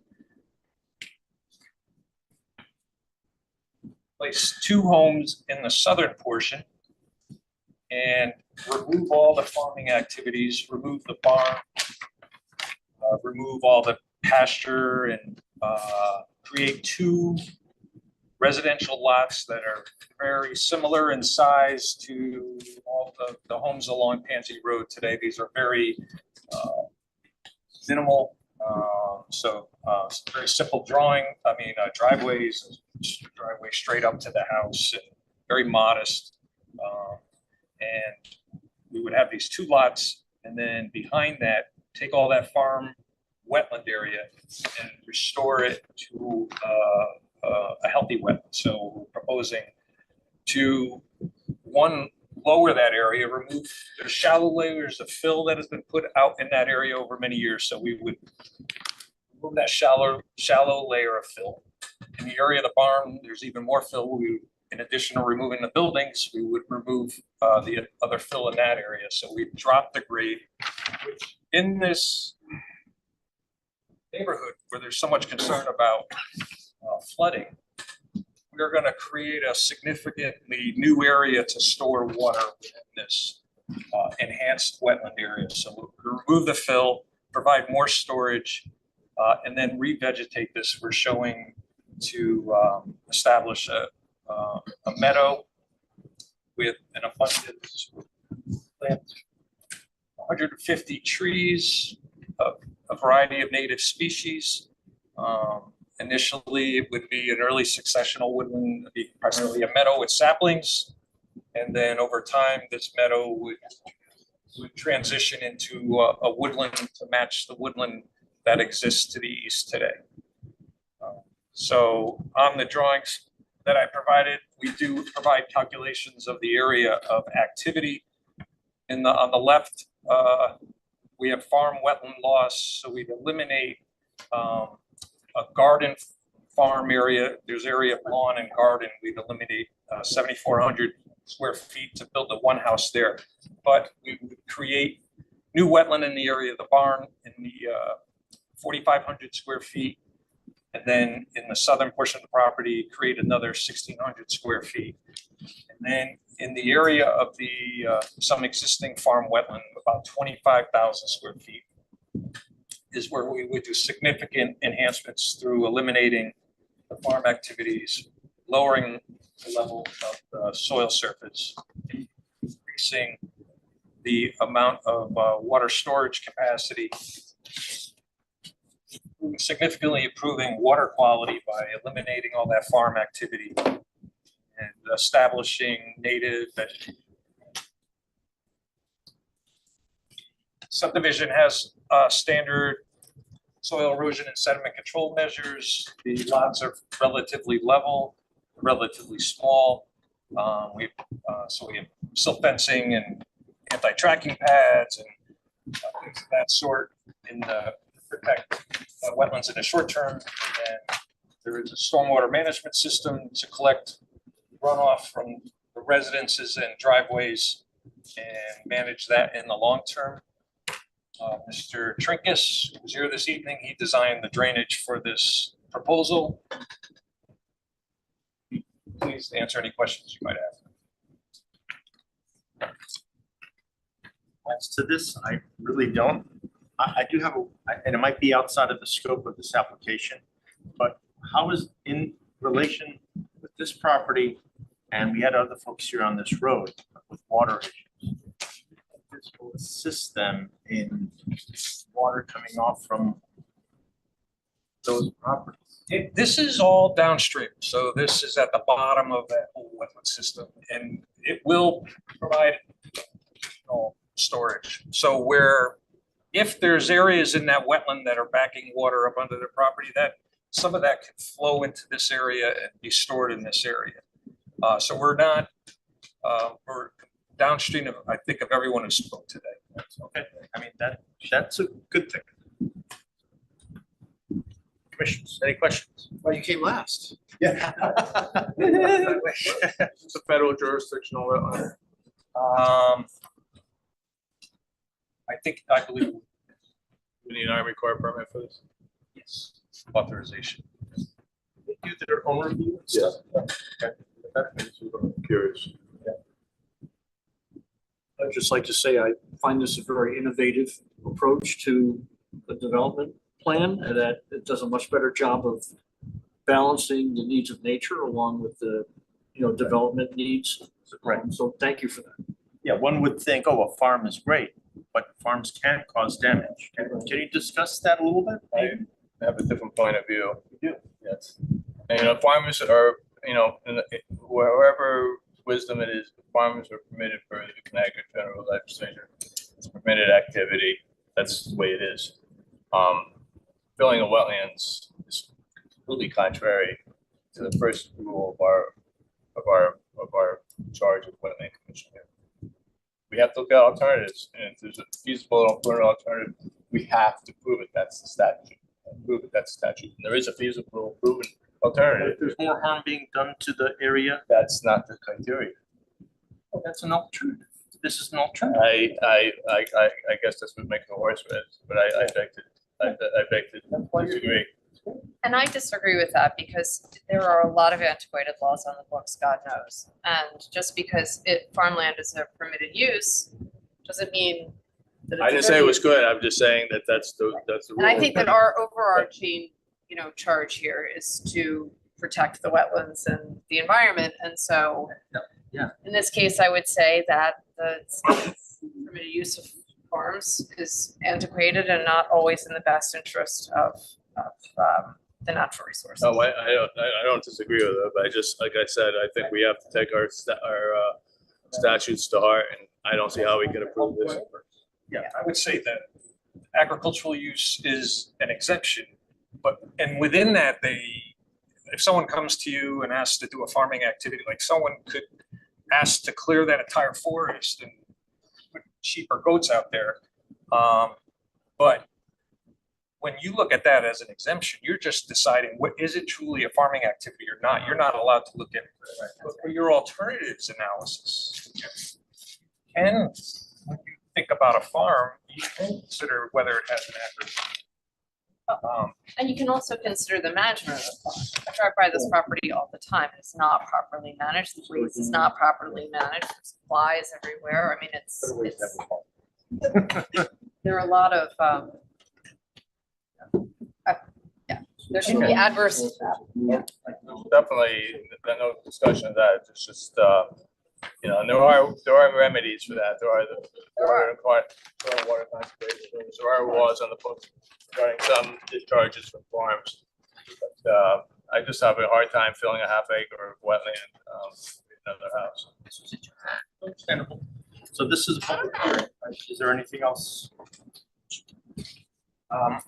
Please to listen to comment. Well, I'm gonna have to open it up to those in favor, those opposed, and then we'll go from there. Any further comments, questions, Mr. Kenneth? Nope. All right, anybody here in person that'd like to speak in support of this application? Anybody online that'd like to speak in support of this application? Anybody here in person that'd like to speak in opposition to this application? Please come up and give us your name, address, and then put it on that pad. Anybody here in opposition? Anybody online? Oh, sorry. But I'm not opposed. Oh, sure. What's the question? Okay, they want to be. Well, why don't you, I'm sorry, let's do this formally. Come on up, give us your name and address, although you can say you were here, just give us your name and address. We already have it, you don't have to write it down. Elizabeth, I was here before. Yes, thank you, Elizabeth. What's happening with the open space? Is that going to be, sorry, I did not. Yeah, is that going to be deeded to the town as an open space area, or what's going to be happening? That's a great question. That is the intention. That's the desire. Can't speak to that, but that's the desire of the applicant, and it would protect that property then from agriculture. Should be deeded to the town or just conservation? Separate open space lot, separate lot that would. Oh, well, let's talk about that. I didn't realize that. I believe, Bill, my understanding was that it was gonna be deeded to the town, and that it would, so we would have access from Pansy Road to enter it. It becomes town property and it's gonna stay like that. That's what I'd ask the question. Yeah. I mean, Great question. Can build on.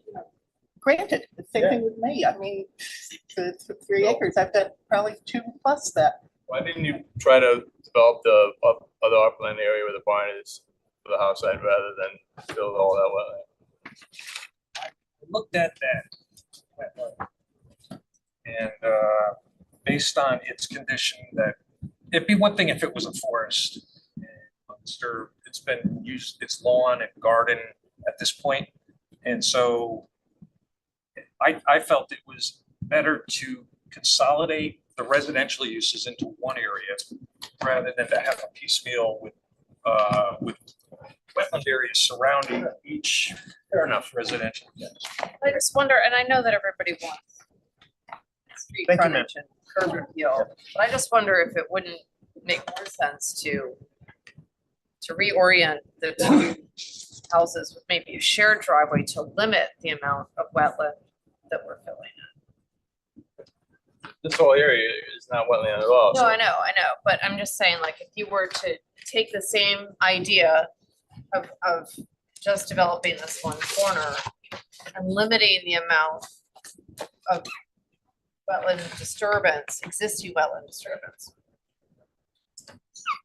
It's just a thought. I mean, it's just similar to the prior application. I just wonder if there's a way to reconfigure, reorient to limit the amount of wetland. There are some minimum zoning requirements for the lot sizes. We can take a look at that. So ma'am, give us your. Marion Sperry, I just also have a question and I'm definitely not opposed to it. Okay, sure. I have a question. When you say you're going to lower the level and water will come there, are you creating a pond? Is that the idea of it? Is it supposed to be like draining the other part? Is that the purpose of it? The purpose, so we would match the level of the wetlands that's immediately to the east. So we looked at the town, the survey that we have and the town topographic information that's available, looked at the elevations there, and so we put spot grades on here to match those elevations. There's areas like where the barn is, and then there's shallow areas of fill. Because with wetlands are defined by soil type, and you can have a foot or more fill in an area still considered a wetland. So some of these wetlands have a foot of soil on them. And so we would say, let's remove that and provide that extra storage. Becomes a much better functioning wetland, because when you have So that, it will would help. Maintain the It would help. We're not trying to No. to like change it so, more building can be put. Like, No, but no, think no. of it as like a Like a restore- sponge, right? restore. I love it. The wetland is like a sponge, right? And so the more sponges, continuous sponge surface area you have, the more water it can retain. Yeah. Thank you. It's a positive for you. Yes. Yeah, Thank okay. you. I would like to speak, thank you. I'm going to speak loudly because there appears to be a problem with all these interruptions.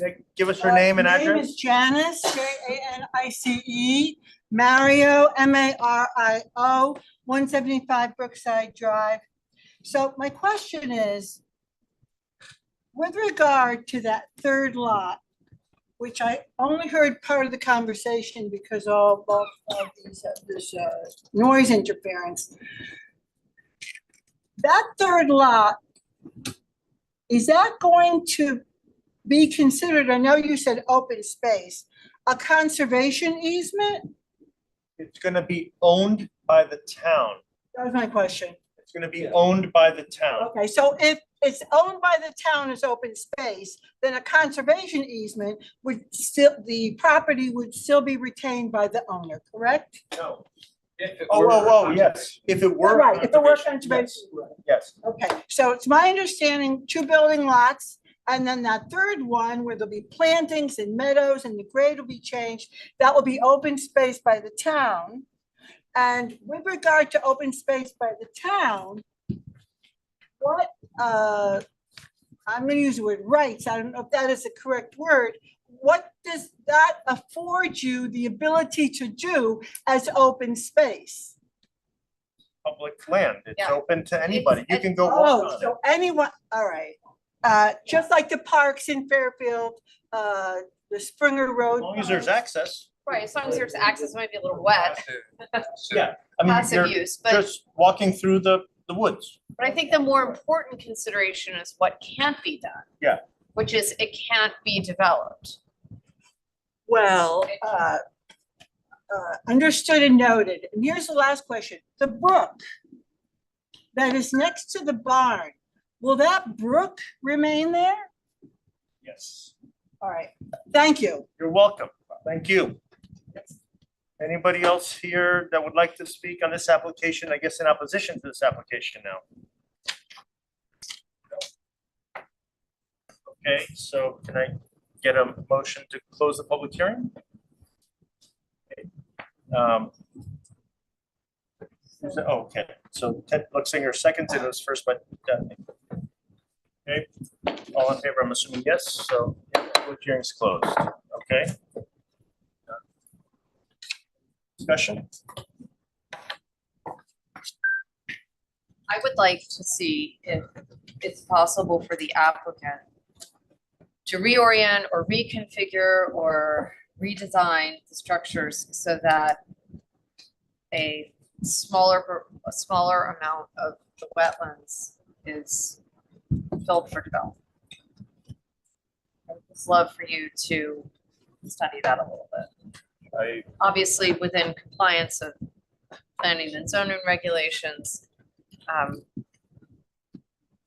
respect the fact that the applicant wants to squeeze 2 dwellings on that land, but as Mr. Fain pointed out, our duty here is to protect the wetlands. Real issue with it, that's our duty. We don't, I think it's a slippery slope that we're going on, and it's a horse trade. Our primary duty is to protect the wetlands. If there's an alternative by statute, we're bound to approve it. I think there's a clear, there's a lot of jewelry here, but I think, at the end of the day, it's impacting about a half an acre of wetland. As Bill said, jurisdictional, probably jurisdictional wetland and may involve the Army Corps of Engineers. I'm here to protect the wetlands, and that's what I'm here to do. Well, and I'll add that even though the development plan with proper stormwater management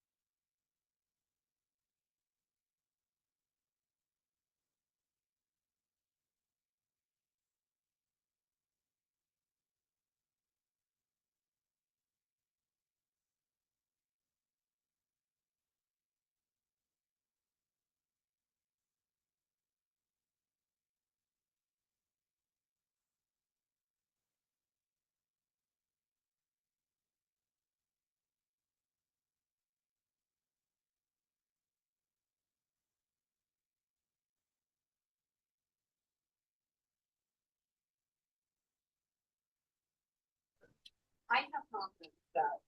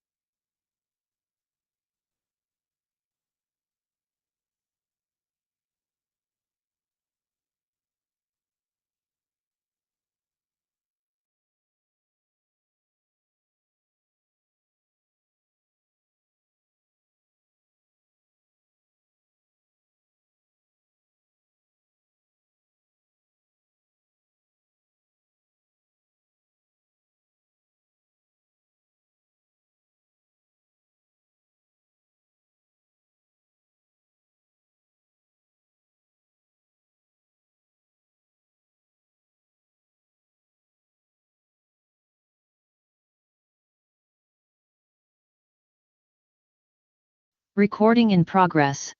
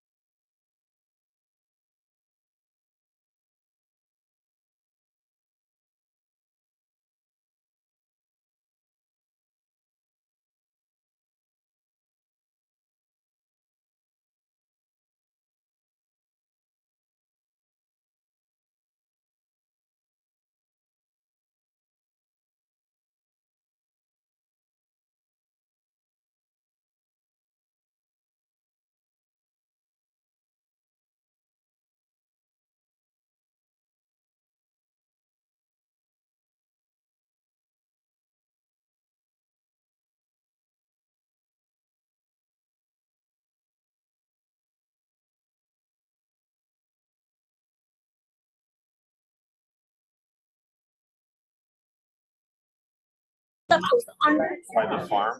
Sure, I'm past the point of our thought. It's been years. Has anybody else? I've been there. But that is true, that just shows that it's. Here, it feels like. So we're. Yeah. I would bet Don't money gently that do it any was of these here. things. Gotta be. Well, they do a lot. I mean, this cabinet, I'm gonna keep it Call open like for the rest central, of like the time supply because or whatever and ask him it's to. like just like radiating. Right, like you just, they don't.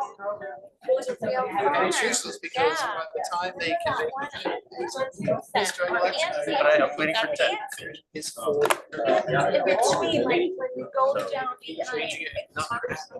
You're there A lot of- 17 hours. Start up at certain That's time. You know where the So if you're going down. Excuse me, but they can never. I just tried to get some cash.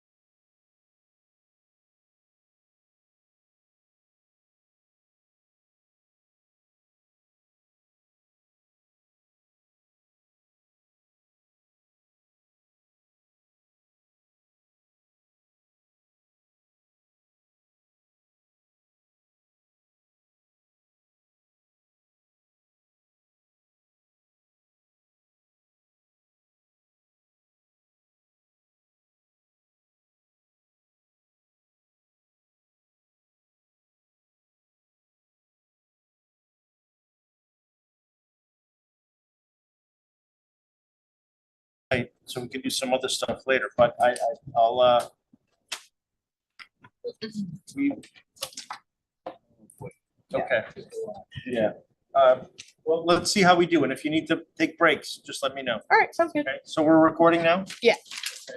All right, so, after looking at Robert's rules and, section and statutes, the section that says that the people haven't left yet in the determination of the chair, that I can open a closed public hearing. So it was only within a minute and we had discussions. I closed the public hearing, Mr. Kenny, on your application, your client's application.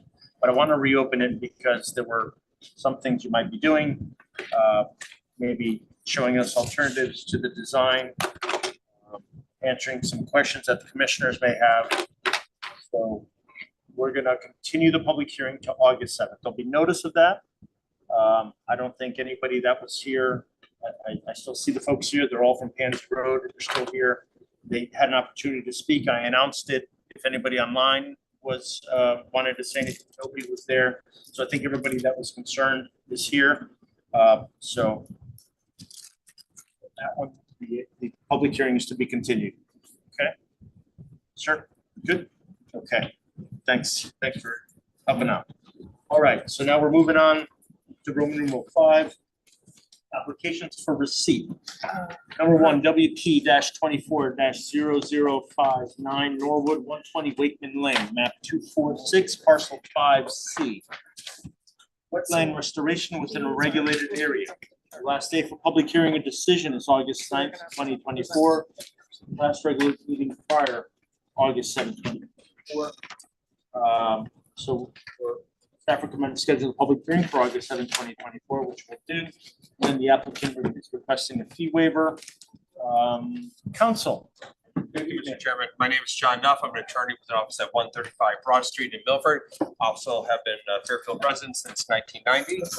While not relevant, but I think it is sort of important to know. I am new to this, of course. I know that it's not new to this commission. There are 2 matters before you with regard to this application, not only the receipt of the application, but also violation later on in the agenda. I want you to know that I and my client and our team, including Bill Kenny, are committed to remedying the violation. You have my client's attention, who's here this evening. We've had long discussions about the process and how this has to take place. I think that, you know, you judge people's intent by their actions because there's nothing else you can judge them by. I'm here. I want to be here. If she wasn't serious, Bill Kenny's here. She rehired Craig Flaherty, and most importantly, she has directed our two experts to come up with a very robust and comprehensive rehabilitation plan. I think the number of trees that were cut were 18, and I think it's helpful to relive the past, but you know, we now the trees were cut. There's 18 trees. She's proposing to add 38 trees, which I think is sort of significant in and of itself. I mean, if you want to take a quick look at the plan, I know you're having heat issues and computer issues, and I just want to at least introduce myself and tell you that we look forward to being before you on August 7th. And one other thing you should know, there was a hearing scheduled for tomorrow. We've been in contact with the town attorney, Phil Pierce, multiple times, and so that has now, at his request, the court has continued that hearing until September 11th, and it is our fervent hope that we will be resolved with this by September 11th. I want to thank you for being here. I want to thank your client for getting the whole team together, because that is, if you haven't seen it tonight, when folks have a team and they know what they're doing, the team is going to guide them through it. It's kind of arcane and complicated, but we're all here to do the right thing. We want to help do the right thing. You saw people were concerned about flood concerns or other wetland issues. So people are involved. Happy to see that you and your client are here to participate. And I'm glad that it also pushed off tomorrow's hearing. And I think with what you propose and what we're going to see, I think it'll be fruitful for you and your client.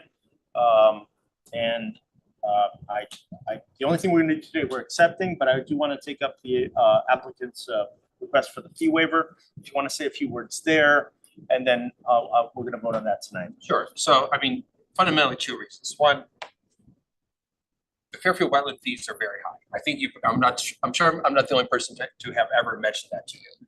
I do work literally throughout the state, as does Bill, and you have relatively high fees. My client would rather put that into the remediation than frankly paying the fee. I understand that the doubling the fee is as a result of the violation.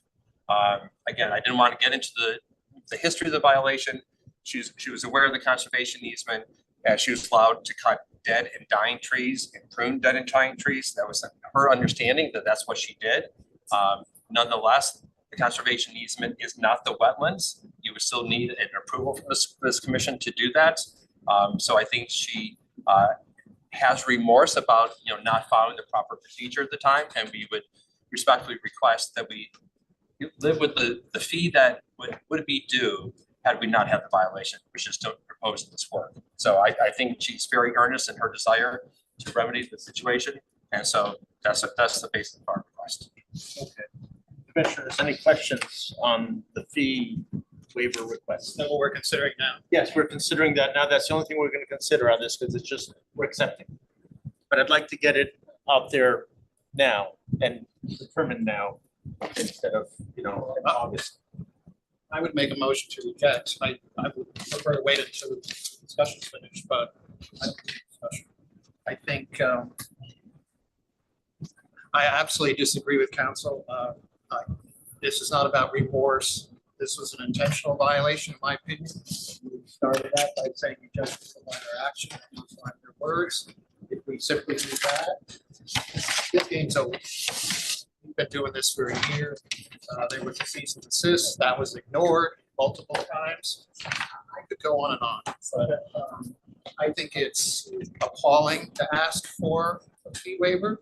I think the reasoning that I want to put the money into the plants is that that's absurd. It's offensive. I think this is an insult to the town. It's an insult to the department and the director and the work they put into it, and it's an insult to the commission. And I take personal umbrage that you would expect me to treat seriously a fee waiver with the history of this case. I'm very offended. Okay. So I will make the motion whenever you want, but I would be happy to do that. Sorry? Go ahead, make the motion. I'll make the motion. Okay. So this is a motion to deny? Motion to deny the fee waiver. All in favor of the motion to deny? Second. So, council, unfortunately, but we should also note to your client, though, that's probably a better way than if it had gone to court. We did have a case earlier this year, $1,000 a day fine that the court had imposed. This is probably a bargain if it had gotten any further. Very much aware of that. But again, I want to commend your client coming forward with a good team, and we look forward to the application. And hopefully, we're going to work together to get it resolved appropriately. I can pledge you have our cooperation. Very good. Have a good evening, you know.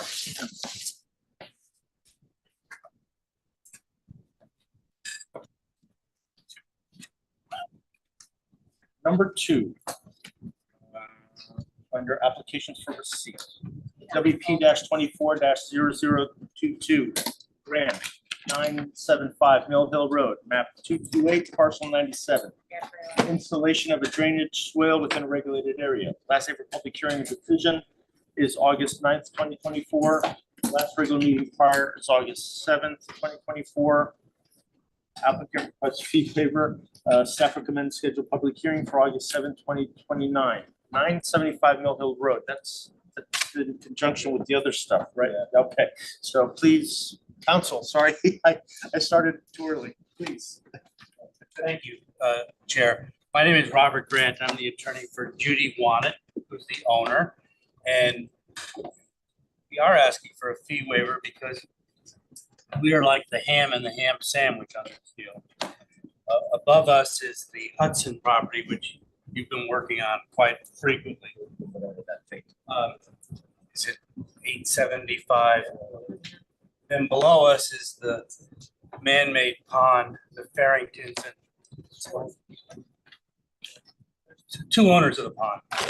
So they're going back and forth about one's not getting enough water. Somebody's saying that they're getting too much water. We're in between. Judy's a widow, and her husband years ago put up a little bit of a berm and planted some trees. We don't want to argue with anybody. We've been trying to work with your staff. We just want to do the right thing. It's put her to an expense. She paid money to have a swale design in consultation with the Hudsons. They're staff. I think in staff. At one point, wasn't everybody involved in the meeting or something? So you really are part of this, but you couldn't be because you're a different parcel. Exactly. Okay. Exactly. So I think there is some synergy there as far as a fee waiver. Yeah. When we come back to you in August, we're gonna hopefully have the concurrence of Tim Bishop's people and the Fallon people and the Farrington people. Just want to try to do the right thing. Yeah, I think I recall this, and I think this was brought up that back then anyway. So it's not. I don't think it's anything new to us. I think we understand the big picture of this. Just one other thing, I would just say that the department did go out there. There were some wood chips put in the wrong area, and the department received a complaint. And Judy's husband removed the chips, and we got a blessing. But now there's been further concern. So What year was that? What year was that?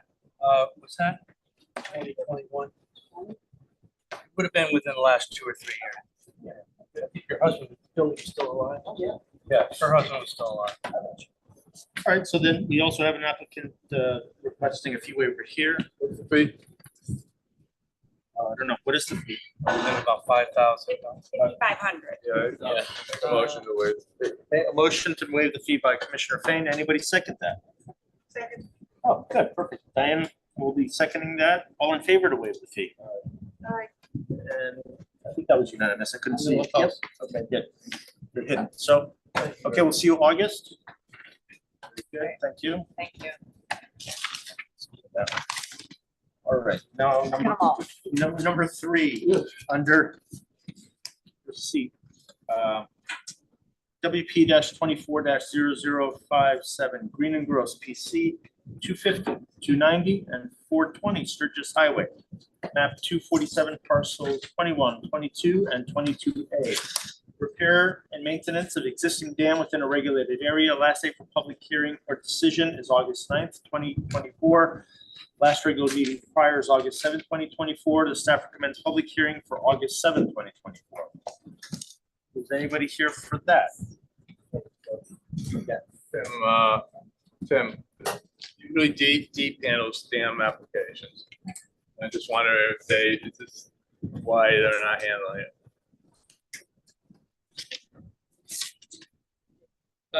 Dam safety group kicked it to us. It's a small, I don't remember what class dam it is. Small for their management. That's the only thing. It is owned by 3 individual property owners, hence the addresses that are all on board as the applicant. So we're just accepting it and doing. Just accepting at this point. Nothing really now, and that's why nobody's here, I would guess. So we're accepting it, and August 7th is the, is gonna be the public hearing. Okay. Do you mind if I just jump in and ask? I feel like August 7th is gonna be. It's gonna be crazy. A crazy, and I'm worried Well, here's. that we're not gonna have a quorum, and that people are away and. So what I think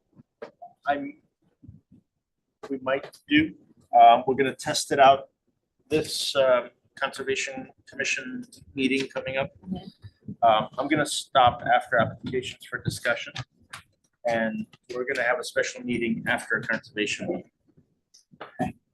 So that will, and we might jiggle maybe public hearings on a regular day, some of the administrative stuff Sounds like after a great council. idea. So, I think that's great. That sounds like okay, a great so idea. I'm conscious, Tim and I speak almost every week about how we do But this. also, so and I remember we went through this last You guys year okay with that? in our Okay. August meeting, and we changed, I believe we changed a date because we felt like so many people were gonna be away and they weren't gonna have a chance to attend the public hearing. So I just wanted to put that out there in the ethos in case we wanna do the same thing this year.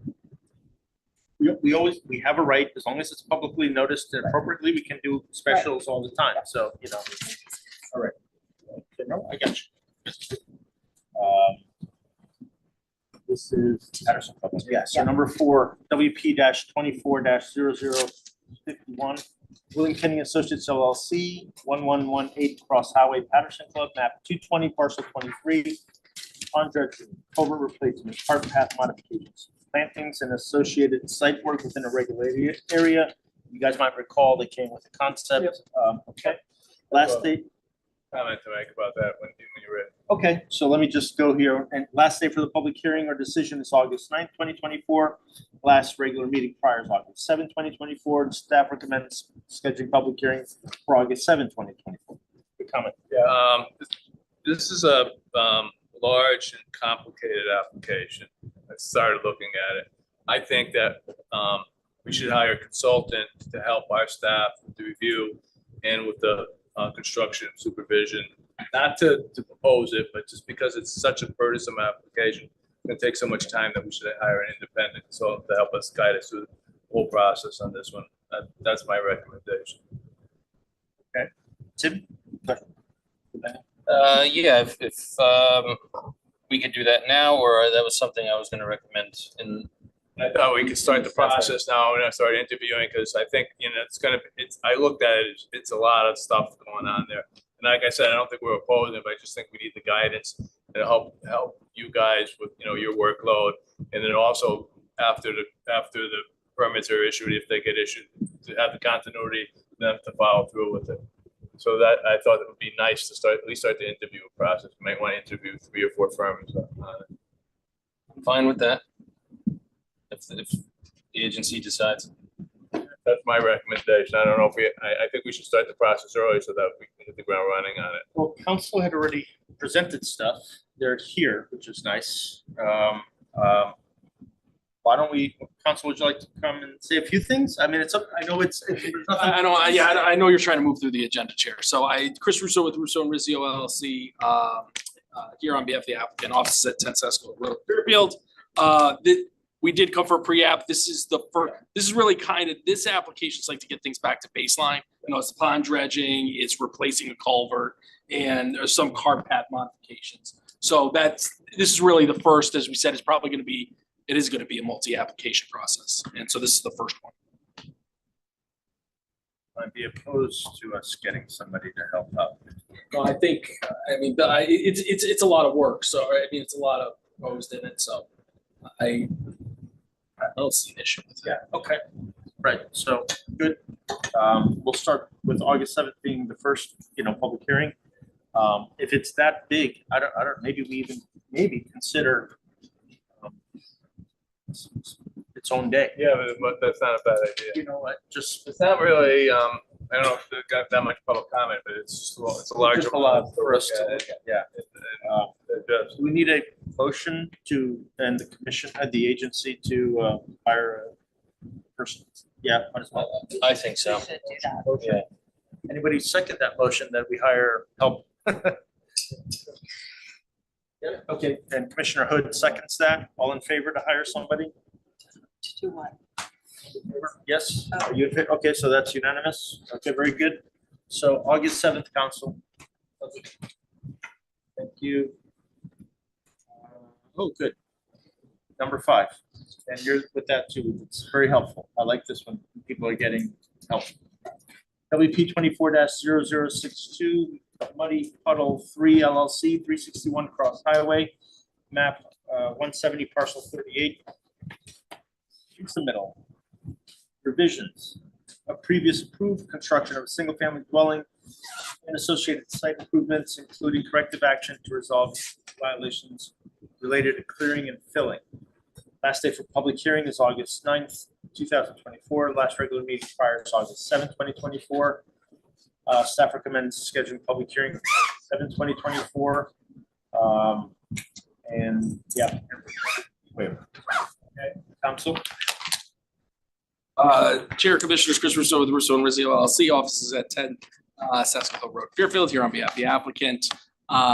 This another one we had a pre-app for, so this is coming back. If you remember, we bifurcated. We did the. Happy to see you on it. Thank you. Okay, so let's just leave it at that. And I'm the only one here on it. We are all. Besides the wetland specialist, but yes. I'm the only one. No, so if you remember, we talked about handling the reseeding in an application for certificate of wetlands conformance for the reseeding. That was done. I think, Tim, you went out to the site to view that. So that part of it was done. This was the second part we talked about, which was coming in for the rest of the violation, and then also the revised. So that's what we're here before.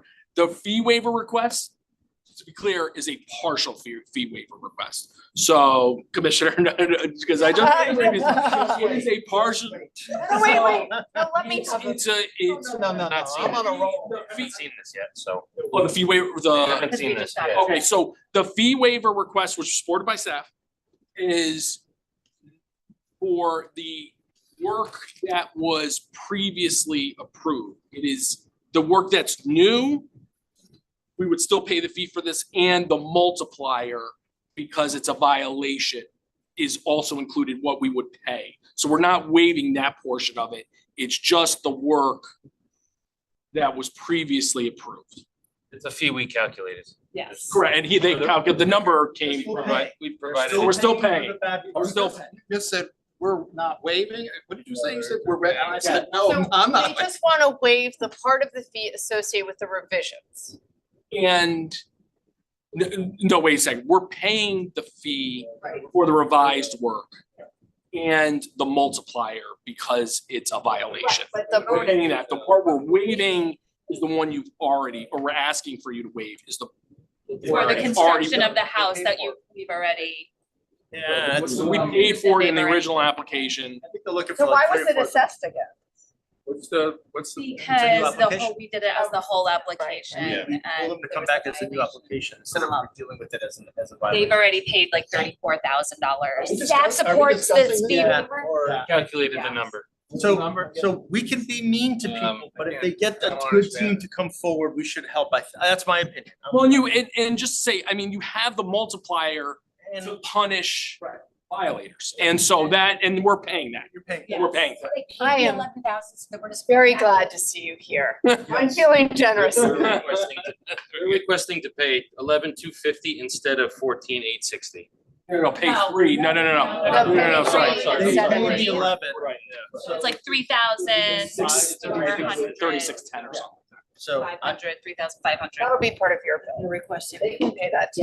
Anyone else want to see that? We're requesting the 11,000. can't make a motion, but I'm good. Yeah. They're paying. I'm not making the motion. It's gotta. I'm recusing myself. Oh, my God. We're dwindling here, and you know where I'm coming from. The only thing I'll say, Commissioners, is you have the multiplier, I mean, that's what's put on for the violation. The reason we're here is for wanton disregard for the rules, for The process. I mean, come on. But that's why you pay a multiplier. And I mean, and it's set. Really meaningless within the scope of this project and what the money's been put into it. And I'm sorry, you're not gonna make any progress with me. This whole thing has been. But the commit, like you could Not finished yet. revise your regulations and your fees and you can change whatever if you This want has to been increase the penalty. It has consumed the time of staff as an administrative function. That's what fees do. They pay for staff. And on that basis alone, it's an insult to be asked. I'm back to the same words. This is an insult. It's an insult to the commission. It's an insult to the department. But it's hard when the commission says you're a violator and we have fees, and if you violate, this is the fee you pay, this is the multiplier you pay. And then we are saying, okay, we'll pay the multiplier to then say, well, that's not enough. Fees are fees. That's my position. I don't think finance is a barrier in this kind of project. You're talking to I'm done. This is a harbor. I'm only one ship. My ship has sailed. So there's 8 other ships, that's okay. Commissioner, but I think it's also on this particular one, we also may have guided them down the path of withdrawing the one application and putting in this new application, so they're following our direction. And it's not like they didn't, I don't think they hid too much. They just started off a little rocky and then they got their team together. So I make a motion for a partial waiver in because Chris is here. in line with what our staff is said it's recommended. Anybody second that? Second that. Commissioner Lexinger seconds. All right, we passed that hurdle. Now, all in favor of the motion that's been seconded? 1, 2, 3, 4, it passes. Okay, that's enough. He admitted a month ago, he doesn't really like me anyway. That was all in jest, my friend. No, but I'm holding on to it. Reg. You get. We just get a Yes. count for yays and nays. Ted.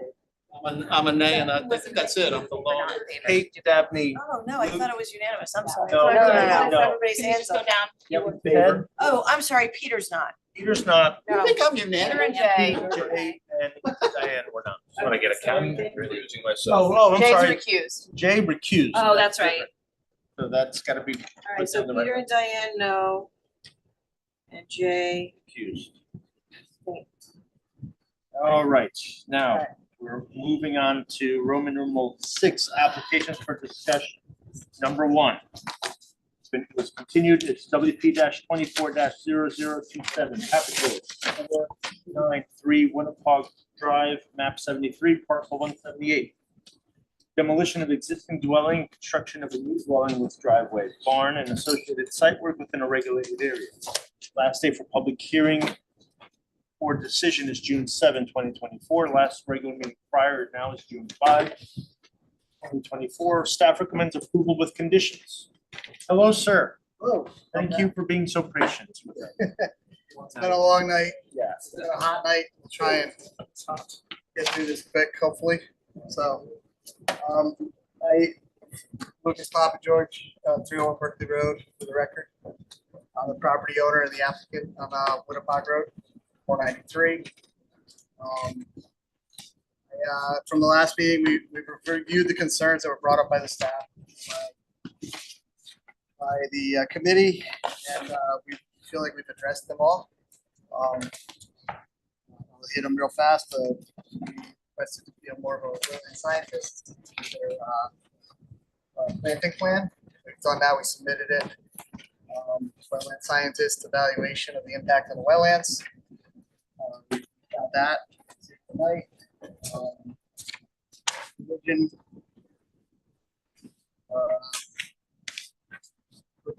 we revised the removal of trees to simply the ones directly affected. We got a second opinion as requested, or the town got a second opinion as requested on the soil scientist report. I didn't see the results, but I was there during the report. If you'd like to look at mine. Correct. She verified Zemba's line. The natural diversity database, we had our approval for that. That was submitted to the staff. So I believe we've addressed every concern. Here hoping to find a balance for the property for the next generations, hopefully, and the preservation of what I feel is a beautiful piece of property and a beautiful lake. So that said, I have Mr. Pop here, certified wetland scientist. Any questions you have? Thank you. Thanks, sir. Good evening. Good to be back. It's been years. I'm Matt Pop, landscape architect, professional wetland scientist. I was on the Greenwich Wetlands and Watercourses Agency for 16 years. I'm the wetland consultant for Bridgeport right next door. I've been the consultant for over 30 years, reviewed all their applications. So I was going to go describe the project and all that, but due to timing, I think I'm just going to give like a brief summary of what we're proposing.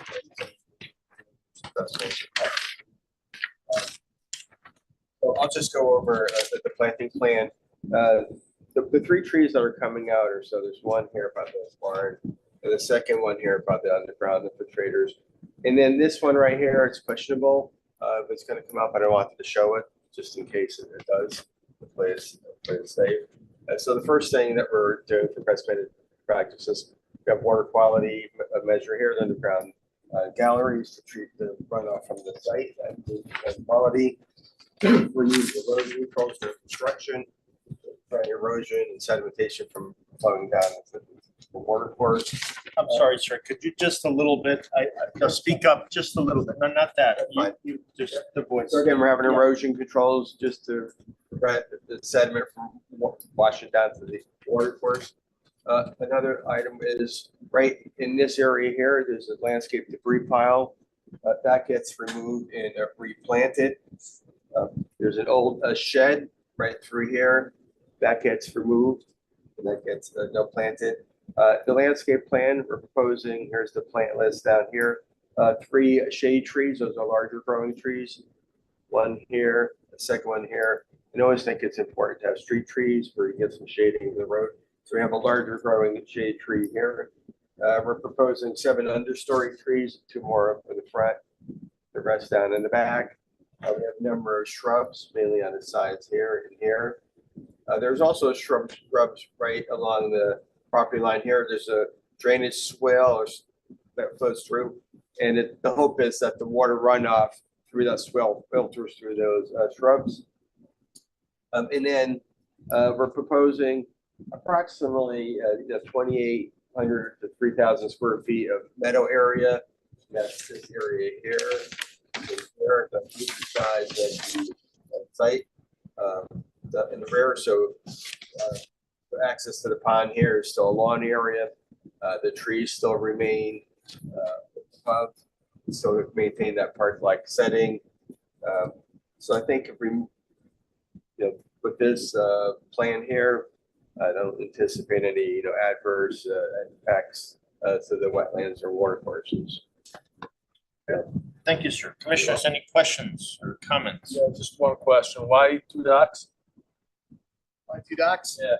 I'm just curious.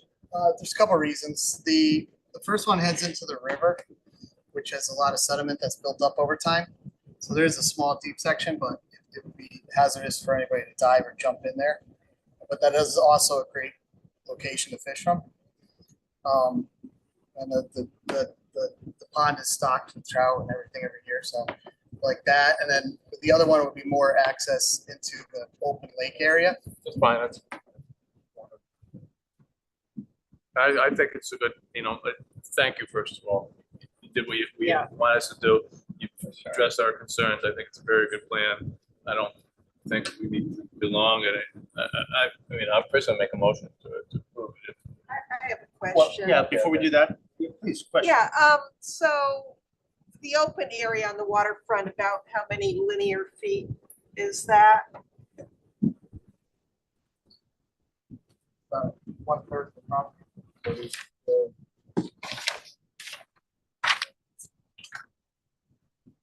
Probably around Sarah, 40 feet. More than right? maybe, we're probably like 60 feet or so. That's 60 feet, okay. Would you be willing to narrow it just a tad bit more? If you can, if you think it's 60 feet. I don't think it's 60. I think it's more like 40. I was gonna say like 40, 45. Yeah. I'm okay with it. I think, it's a balancing act. He's giving up 2/3 and he's bought the property for lake access. The only thing maybe, Matt, can you add a note to the plan that we use a low maintenance fescue grass rather than a regular turf grass on the property? It's better grass anyways, doesn't take irrigation, very little fertilization. It's that tall fescue. I'm happy to take any concerns, but From where though, can we start? Not like a Make the whole property, if he does the whole property with the tall fescues, it's You think around like it's much better than regular grass. It's much hardier for trimming. Drought resistance, it doesn't require the fertilizer inputs. do you want me to remove all the grass to put that in? Or I would suggest you're gonna pretty much disturb most of the site anyway, by the time you do it. So I would just oversee, whatever's left. It's much better than bluegrass. I'm fine with that. Like I said, I'm not a manicured yard guy. I work every Saturday and Yeah. sports, so. You'll Do you have be, any other questions? I have a suggestion, and I was gonna run this by the commission first, but in thinking about your property, which is a really nice property on the lake, and you have a lot of linear footage, I was just wondering if you would be willing to put up like a small sign saying this is a riparian buffer with these benefits to the lake. I believe we got two options on here. You guys, we could go either way. Okay. On that, but we did put cedar posts that are delineated. Okay. The plan has stones, which they are requested. Yep. The staff had requested. I still feel. I'm not suggesting it as a requirement. I'm just saying it's a That's it's a really great educational opportunity for other people on the lake, most of which, as you know, don't really have good buffers, Plenty a number of native plants in the riparian buffer there, so you could actually put up a pollinator pathway sign. It's just educational and. Give me the wording and So then we have. And thank you for hearing us. I started one, but I'll. So we're good. Okay, so then why don't you do a motion with that, with the sign? I'll make a motion with two conditions. Motion to approve the revised plans and planting plan as prepared by ELS. Two conditions that the note be added to the plans, that the turf be low maintenance, tall fescue, and along with that, reduced herbicide and pesticide treatments shouldn't be required at all. And then also a note be added to the plan that just a little signage to say riparian area or riparian buffer zone, something along those lines. Yep. Can we add to that native plantings where possible? They are native. Oh, they are native. Oh, Yeah. sorry. I missed that part. All native, yeah. Show you how to sign up for pollinator pathways, nothing to it. So, okay, so we have a motion. Anybody second that? Kate? So Kate seconds, all in favor? All around. Thank you for hearing us. We're waiting on time. Yeah. Wonderful. That's the same question about the dogs. Thank you so much for complying with everything and, you know, hopefully that your property will now become the model for the. I hope so. But I think that's the goal. That is What right. Ann was talking about. Yes. You helped us out a lot. I don't buy It it, really saw a is. sign that said riparian Thank buffer, you. that will start some I'm conversation. sorry, who was the first and second? First, it was Jay's motion. Okay. Second was Kate. Thank you. Yep. I'm sorry. That was,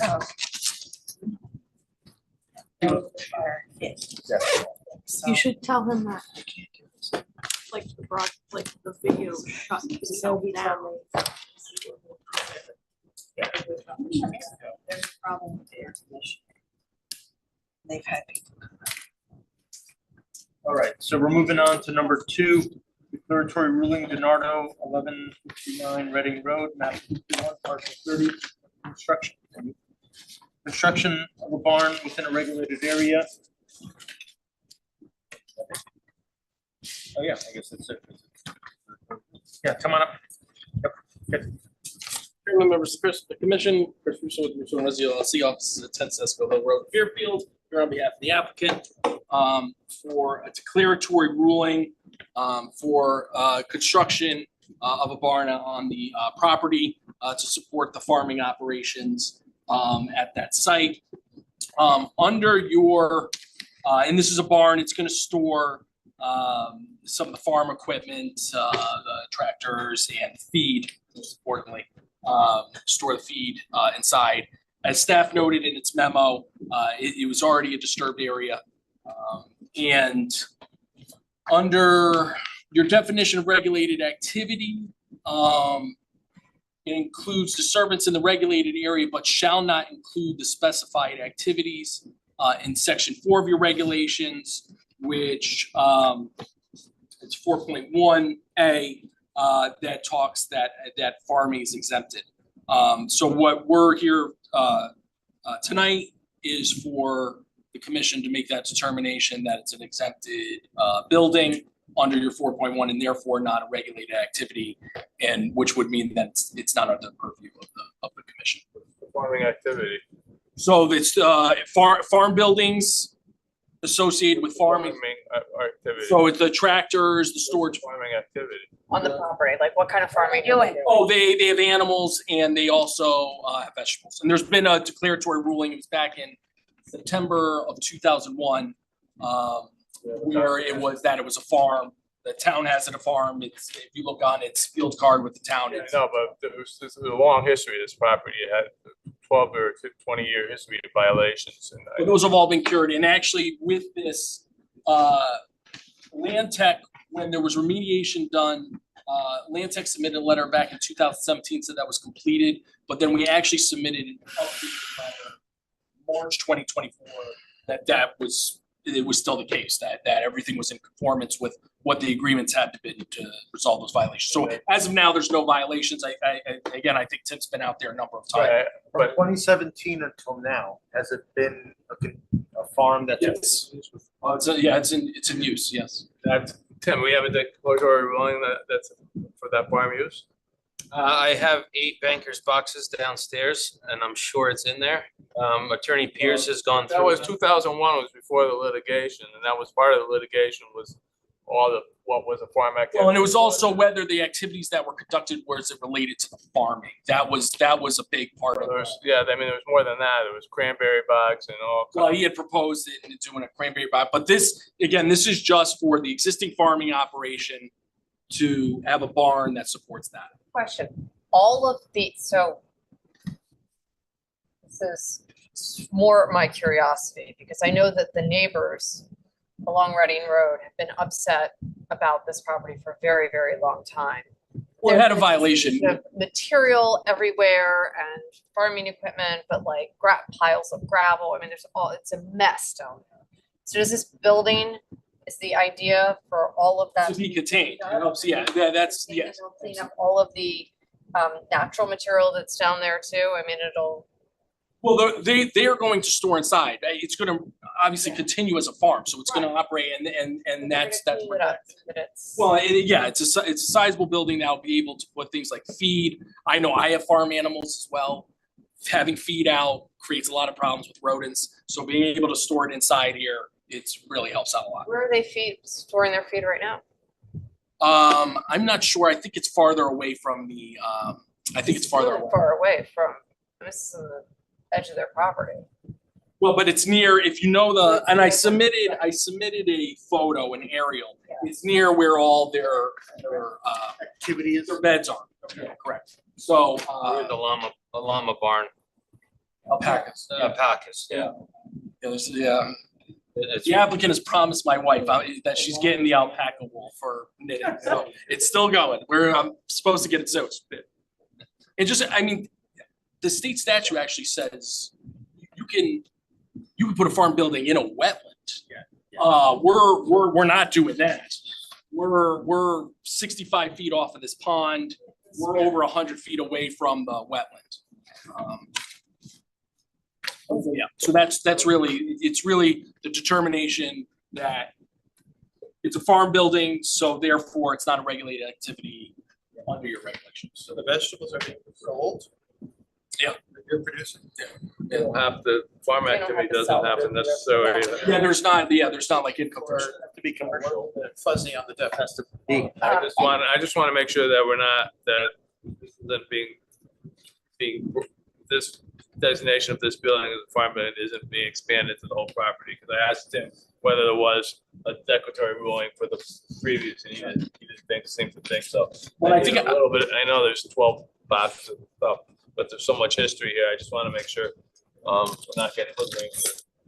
Because I heard some of the discussion before about previous farm, I think, and so there's case law, like if you were building a road driveway that was going up to your house, that's not associated with the farming. So there's case law on that. There's no others on like moving streams. Right. If you wanted to build a personal vehicle garage, you couldn't do that. Right. But farm buildings are specifically. They're allowed. I know. I just didn't know that this was being proposed as an umbrella to make the whole property farm property. And you could never, like, you could not convert this. So like you couldn't build this and then 3 years later be like, I'm making this my bowling alley or, my, man cave or something like that. You couldn't do that. You'd be in violation. That person could submit an application to you then because it would come back under being a regulated activity. But it has to remain a farm building. Farm use, yeah. Jay, are you saying that we should be being asked to do a ruling on a specific small area? We are asking. Well, because I think it's an as of right. It's an as of right as to the barn. That's what all it is. It's not gonna be, well, now, I think what you were saying, Jay, is, okay, now we said it's a farm because of this barn. Right, Everything else that happens, Right, I wanted to 20 make feet sure to the right of that, that's different. If he Right. wants to put another structure there, he still has to come We still back. have to have the farming activities to have a farm. Right. Yeah. So, and I just, like I said, I talked to him about it.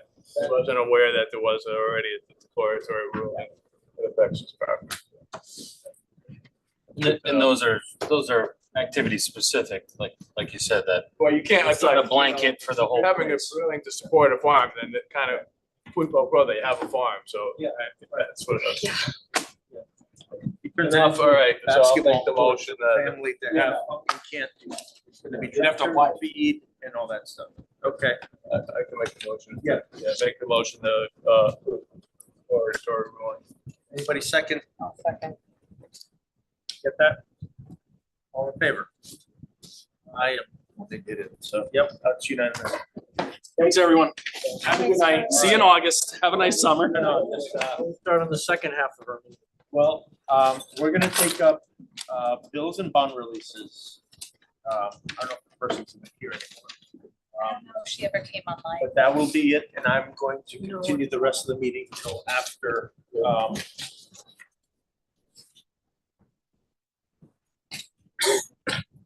Oh, yeah, well, that's true. Do you, we have 35 days, but do you guys want to discuss first one? Yeah. Want to do it now? Yeah. You guys want to say, okay, well, then we'll go back. Let's go back to that before we do bills and bond releases. We closed the public hearing on Mill Hill Terrace, 845 lots of. 5 lots, first one. And, I don't know, what do you guys, what do you want to talk about? I really have a problem with that lot too. I really think, you know, he's kind of setting us up for a battle in the future. I think it was very unfortunate the way that this evolved, that we didn't really get information we requested tonight.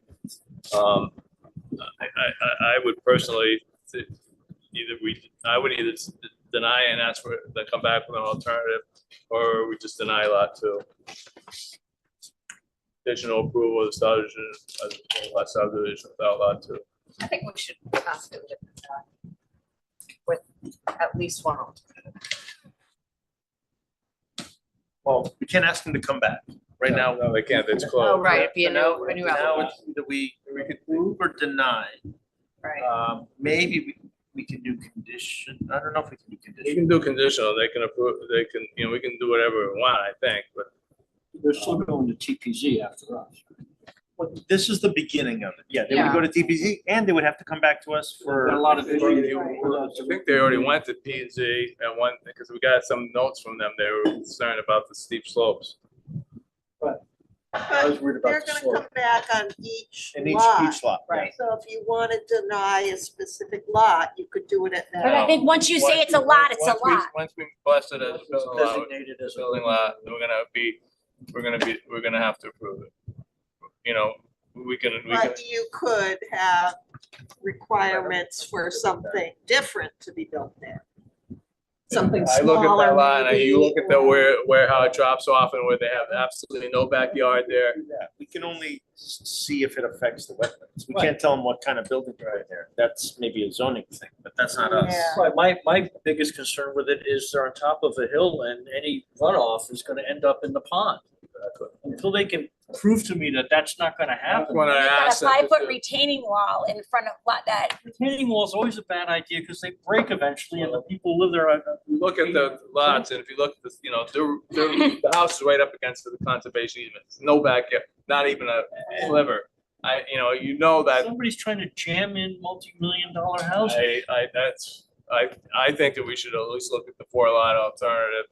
I think that it's viable. Present a 4-lot alternative. I know, we didn't have a chance to ask them for it because they never came back, they postponed it the first time. They came back the second time, they kind of said, we'll do what you do. Then we just got this, They added that little buffer and that was supposed to appease us. Yeah, they added that at the last meeting, and then I kept asking them, prove out the lots, give me grading, give me the stormwater, which they didn't do till May 31st. Read those elevation lines, that is a steep. No, it's very steep. It's really steep. That's why I've asked for a 3D model of, where they're actually putting the houses. I guess We would have the opportunity to reapply. They could apply for a fee waiver, the next application. I mean, But I would make a motion that we deny it. And then I would, when we deny it, you're supposed to give specific instructions in terms of which direction we want to see it go. And I would say, I'd like to see a 4-lot subdivision with a shorter cul-de-sac and, showing how the lots would be developed to avoid impact of wetlands. That we consider a fee waiver application. I would consider that. Yeah, I'm good with that too. Yeah. Believe it or not, I would consider it. Oh, here's my friend, fee waiver. Wow.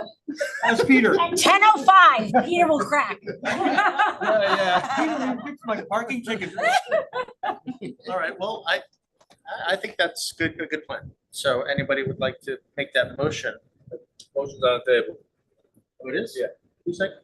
Can you just repeat the motion? You made it. Okay, I'm sorry. I thought you were just talking about making it. So that's his So motion. it was a denial. I denied. I didn't. denial and It was a denial with, go ahead, Dabney. So, so a denial with recommendations for a new application to 4-lot, right? And that we would consider a fee waiver.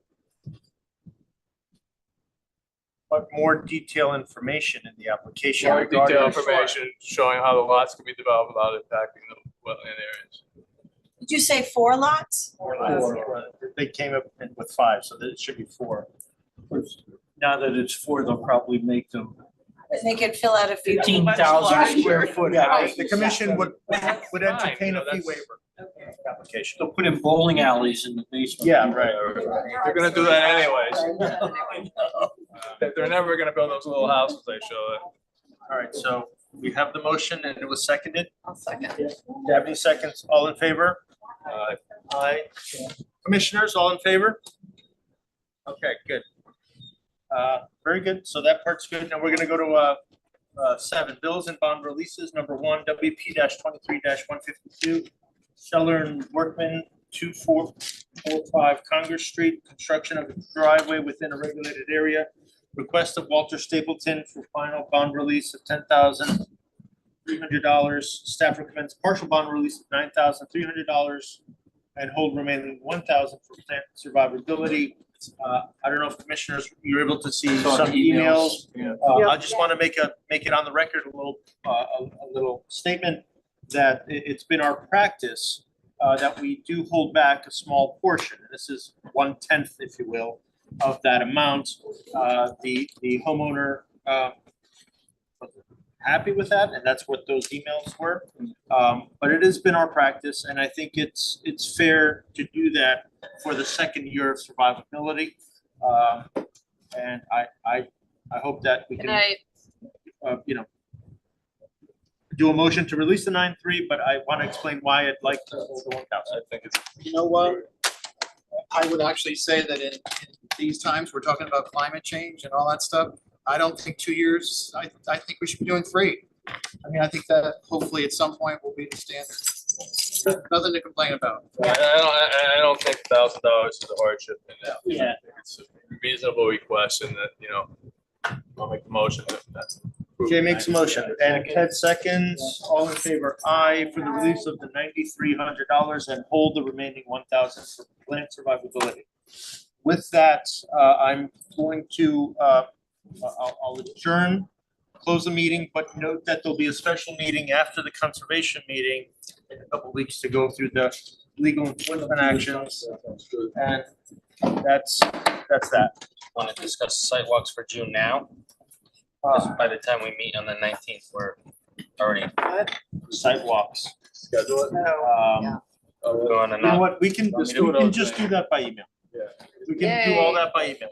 Actually, I have a Fine. record I of just it. wanted to. Yeah. Sometimes I miss them when we schedule them and I go, oh, I we're supposed to be there on the You 22nd. want me to and I didn't. propose a layout and then? Yeah, just do that, and then we'll all get, sounds good, and then you can send out. Why? Okay. all right, so we're adjourned, right?